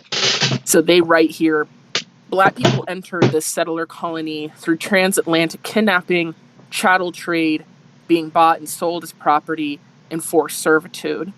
Indigenous genocide and land expropriation and enclosure are intrinsic to American settlement. And the use of Black labor was responsible for settler agricultural expansion and the growth of the Southern agrarian economy. Once successfully cleared and claimed by white settlers, quote, Native land would be mixed with black labor to produce cotton, the white gold of the deep South, end quote. It is through the institution of slavery that black people entered the American social contract. Slavery, forced servitude, was imposed upon black people throughout the United States, and blackness thus became a marker of that enslavement that would continue even after slavery's demise. Race in the United States evolved not only as a social identity, but also as a property relation, which was codified in the American legal system and within the social contract itself. Inherent to liberal social contract values is the simultaneous maintenance of white supremacy's capital interests, signified by anti-indigenous and anti-black exclusions, and the purported values of equality. Liberalism pays lip service to egalitarianism while complementing and structurally lending itself to fascistic logics and political encroachments. So societal fascism describes the process and political logics of state formation wherein entire populations are excluded or ejected from the social contract. They are pre-contractually excluded because they have never been part of a given social contract and never will be. Or they are ejected from a contract they were previously a part of and are only able to enjoy conditional inclusion at best. This differs from the political fascism represented, for example, by the regimes of Benito Mussolini, Francisco Franco, Adolf Hitler, and others. It nevertheless lends itself to the formation of a political system easily susceptible to authoritarianism because it is grounded in equality and inequality and marked by political mechanisms and a popular consensus that allow rights and liberties to be legally taken away in the event that individuals and communities are ejected from the social contract. Black Americans are residents of a settler colony, not truly citizens of the United States. Despite a constitution laden with European Enlightenment values and a document of independence declaring certain inalienable rights, Black existence was legally that of private property until postbellum emancipation. The Black American condition today is an evolved condition directly connected to this history of slavery, and that will continue to be the case as long as the United States remains as an ongoing settler project. Nothing short of a complete dismantling of the American state as it presently exists can or will disrupt this. So that's the section I wanted to read. And I was curious how you felt about that. Yeah. That is just... it puts into words a lot of things that I feel like I have sort of grasped at, but not been able to fully articulate. Because it's one of those things where a lot of this theoretical work is giving language to things that are. I think Rosa Luxemburg has this great quote about how good communist theory is just kind of stating the obvious. Because frequently, right, the dominant idea, right, as Marx tells us, right, the ruling ideas of any time are the ideas of the ruling class, right, and so if you say something that seems almost self-evident, but it also happens to sort of fly in the face of that ruling ideology, I think that's one of the things that's tricky about articulating, if not revolutionary theory, at least at minimum articulating, good, consistent, sound social theory, period, whether it be revolutionary or not. But at least the necessary but not sufficient condition being that you have to go out and describe reality. And I think what's the thing that I want to say is tricky is that some things are so obvious that you almost don't even think to say them out loud. Right? And so saying things like the amazing passage that you just highlighted from that work, which again, thank you very much for doing that.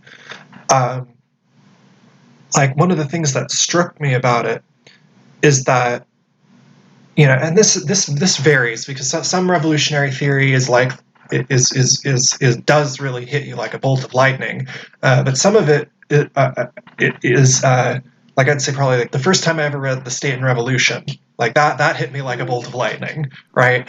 But like some things you read in you know, Marx or Lenin or any number of the like the Black radical tradition that you've introduced me to a lot of this, it just sounds like somebody went outside and described what they saw in front of them. Because I think a lot of the work of sort of white supremacist and bourgeois ideology is to get you to sort of bury your head in the sand and ignore things that are screamingly obvious, right? Or to, at the very least, gaslight you into thinking that it's actually your fault. And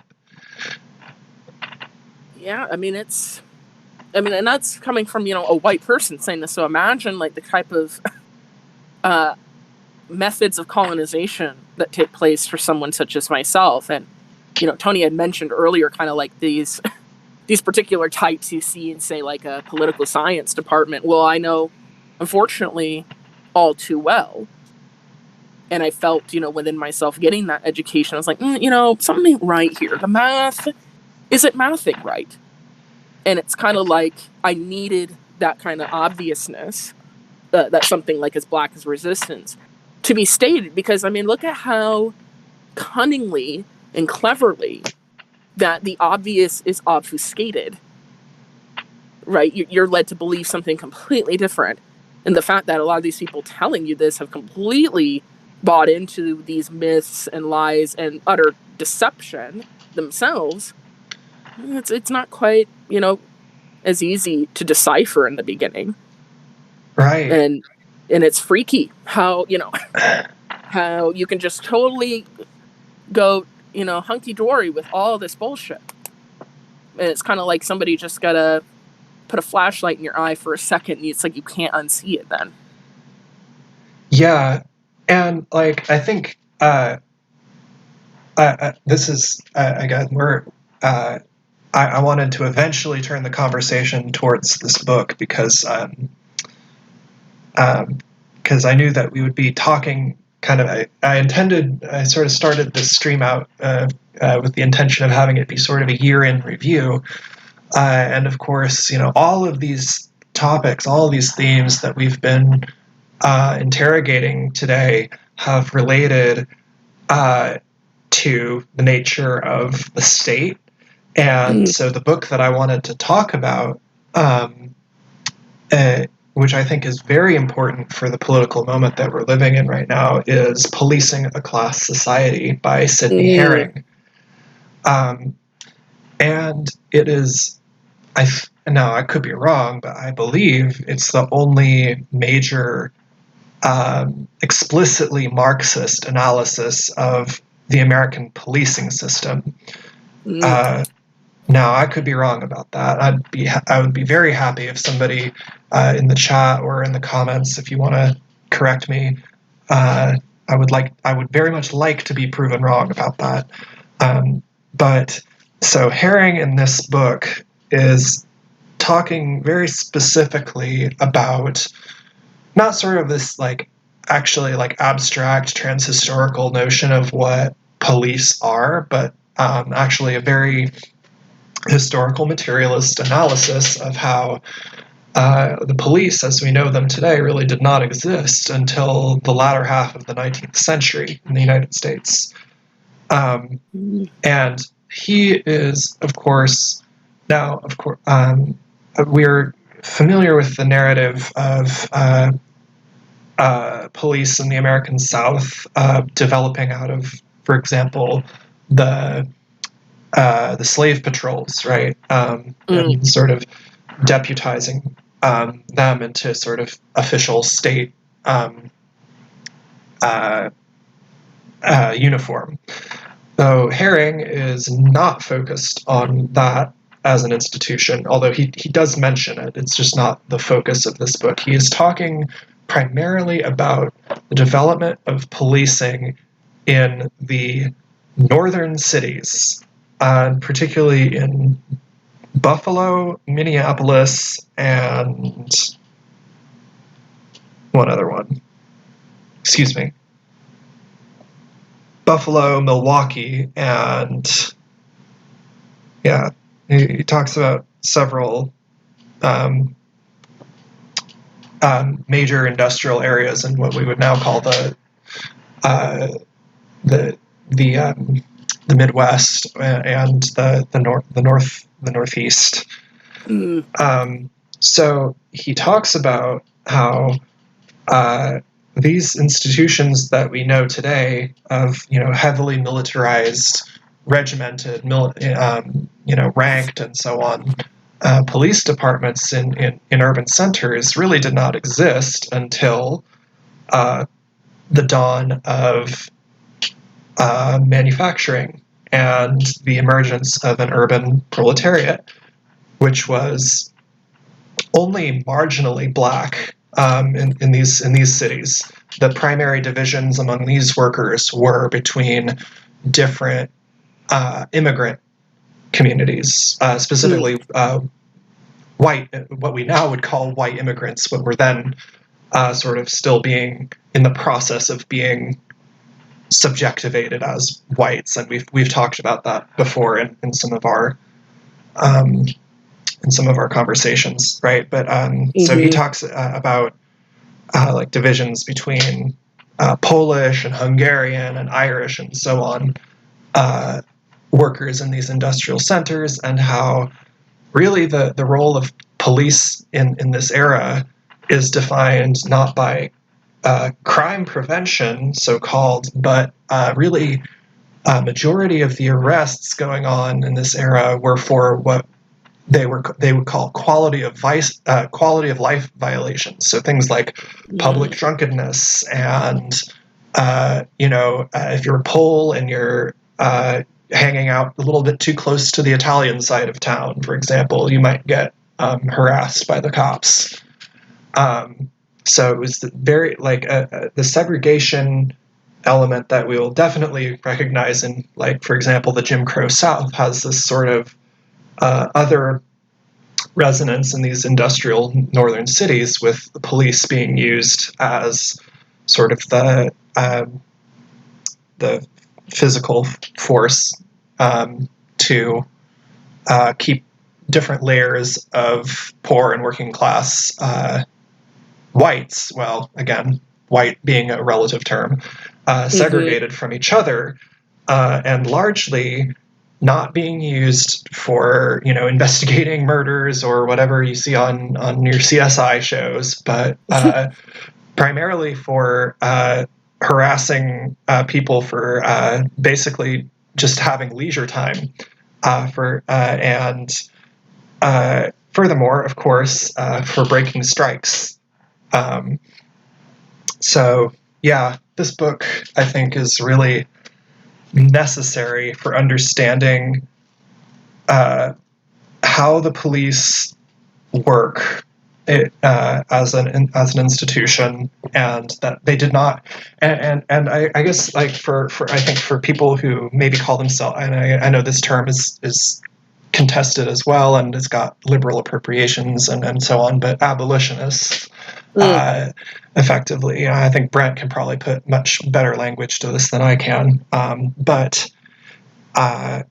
effectively, I think what this book kind of points to is real abolitionist possibilities, in the sense that the police as we know them today did not always exist, and therefore could hypothetically not exist anymore as an institution.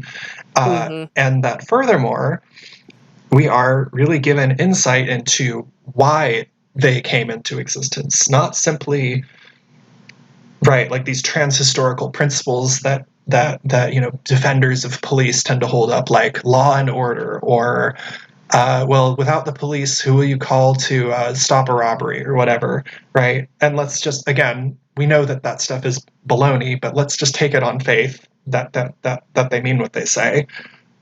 just for the sake of fleshing out this argument a little bit better. Even on those grounds, it does not hold up, because that is not why these police were developed as a historical institution.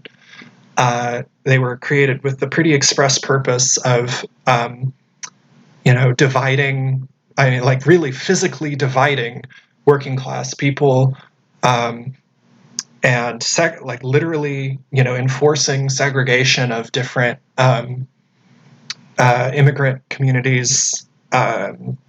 And, again, now we have to kind of complicate this notion that, because, like whiteness also develops historically, and Poles and Italians and Irish are now fully considered white. But I do think that it's really, we need to talk about why that was an important distinction at that time, and what role that the police played in both enforcing those distinctions, and what kind of how, Irish cops, for example, came to be sort of bought into the system, so to speak. Anyway, do you want to respond to that at all? Or yeah, I mean, first of all, that's a text I really need to get. I always, for some reason, think I own it, and I don't. So I definitely need that.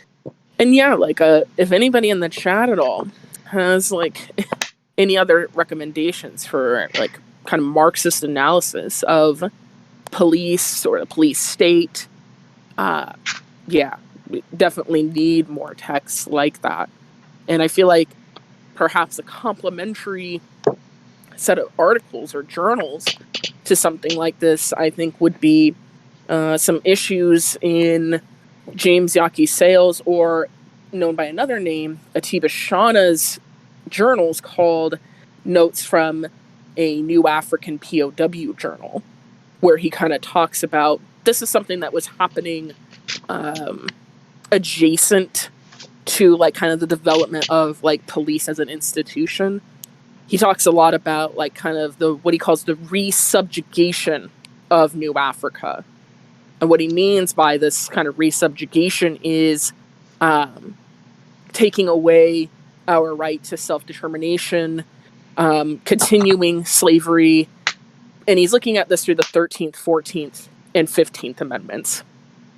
And I feel like pairing that text together, we still charge genocide, with that book that you're reading. I feel like that would give you a very kind of clear picture about what the role of police and the role of the state, especially when we are talking about racialized nations in this kind of godforsaken country. Yeah, and I think with the thing that I think some of our researches have overlap here is that I think that we have to draw the connections between how Jim Crow segregation was enforced, and the way that that Herring describes in this book, that that the different white immigrants were segregated from each other, if not kind of legally, then certainly de facto by the arm of the law. And the role that we keep having this sort of tedious conversation today when anything blows up on Twitter or whatever, or are Italians white or whatever. God, right? Because it's the point, of course, is that to even understand why they are considered white today, we need to interrogate these questions of why they weren't considered white in the 1860s or whatever. And you're right, whiteness is as you've probably, as you pointed out to me before, is this other, it also develops historically, right? It's and I think, we can connect this back to our discussion of fascism, which is that, and again, I hate using something as sort of abstract as a group identity, but the borders around which the hegemonic group, bloc, whatever, those borders expand and contract as are sort of demanded by the exigencies of power, right? Like the question of, for example, are Poles whites, are Italians white? Like, those questions at that time were functions of, is it helpful to continue to reproduce capitalist relations to effectively buy them into whiteness, or is it more profitable and more socially stable in the lowercase s sense to keep them marginalized in that sense, right? Like, I don't know, I feel like I kind of rambled a little bit. No, I definitely hear you. Like, it's like, we do need to understand, like, how the hell did, like, the Irish or the Italian or whoever kind of come here as, non-white people and become that. And, I know some people are really gonna come for me on this one, but I do think that J. Sakai Settlers does provide some kind of insight into that, and I think kind of echoes a lot of what you said, was that there was a process of these groups of people kind of having to buy into the settler colonial project in order to be let in, right? Yeah, into this, absolutely. Relationship of what it means to be white. And, that's, what did Alanis Morissette say? It's a jagged little pill. I mean, I'm sorry, but it really is. And we can also see by that process, like what Samudzi and Anderson also say, is that, well, in the large grand scheme of things, Black people will never, ever be fully allowed in. And if so, only on very arbitrary and precarious conditions, which is what we can characterize now as, like, if what we're talking about prior to what I just said is like a colonial relationship, then these like arbitrary conditions, so say like Obama or something, then this is like a neo-colonial, that kind of thing. Yeah, like a neo-colonial relationship. And I think a lot of questions can be answered and a lot of things can be done if we kind of understand, that we are now in kind of an era of neo-colonialism. But a lot of people also need to understand, how did we get here too? So it's kind of got to take both. Yeah. So I was thinking, we have been on talking for almost 3 hours now. Oh wait, no, more than that, almost 4 hours. Yeah. And we're about halfway through this article by Toscano, and I'm more than happy to keep talking with you, Brent, about this later, but I do need to get some dinner in me. So thank you, everyone who has joined us in the live chat. I'm going to leave the link to this article once again if it's interesting to you and you want to read the rest of it on your own. I'm going to go ahead and drop that in the chat in a minute, but make sure to go over to Brent's channel, Rad Reads, and subscribe. And if you aren't subscribed to my channel yet, please do so. And if you'd like to support the show financially, let me put that link up on the screen now. You can go over to patreon.com/aworldtowin and support the channel for as little as $1 a month. And if you can't support us financially, then that's okay. You can follow me on Twitter.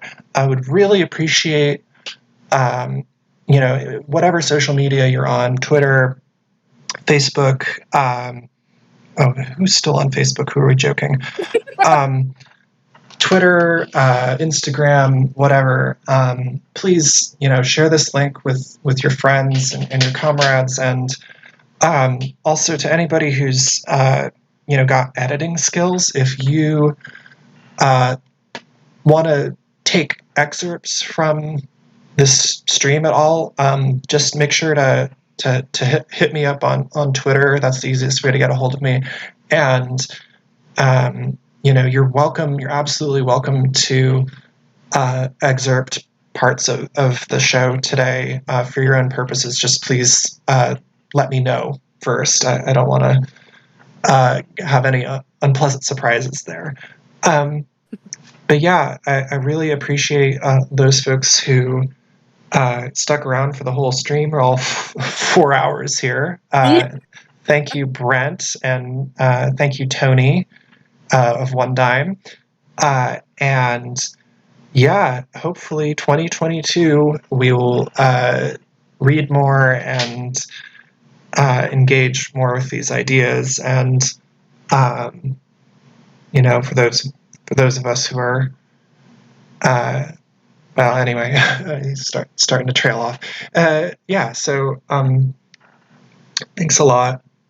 Really appreciate those folks who have stuck around this channel for so long, and hope that you get something out of listening to us chat about these issues, and hopefully you take up the reading yourself. Really,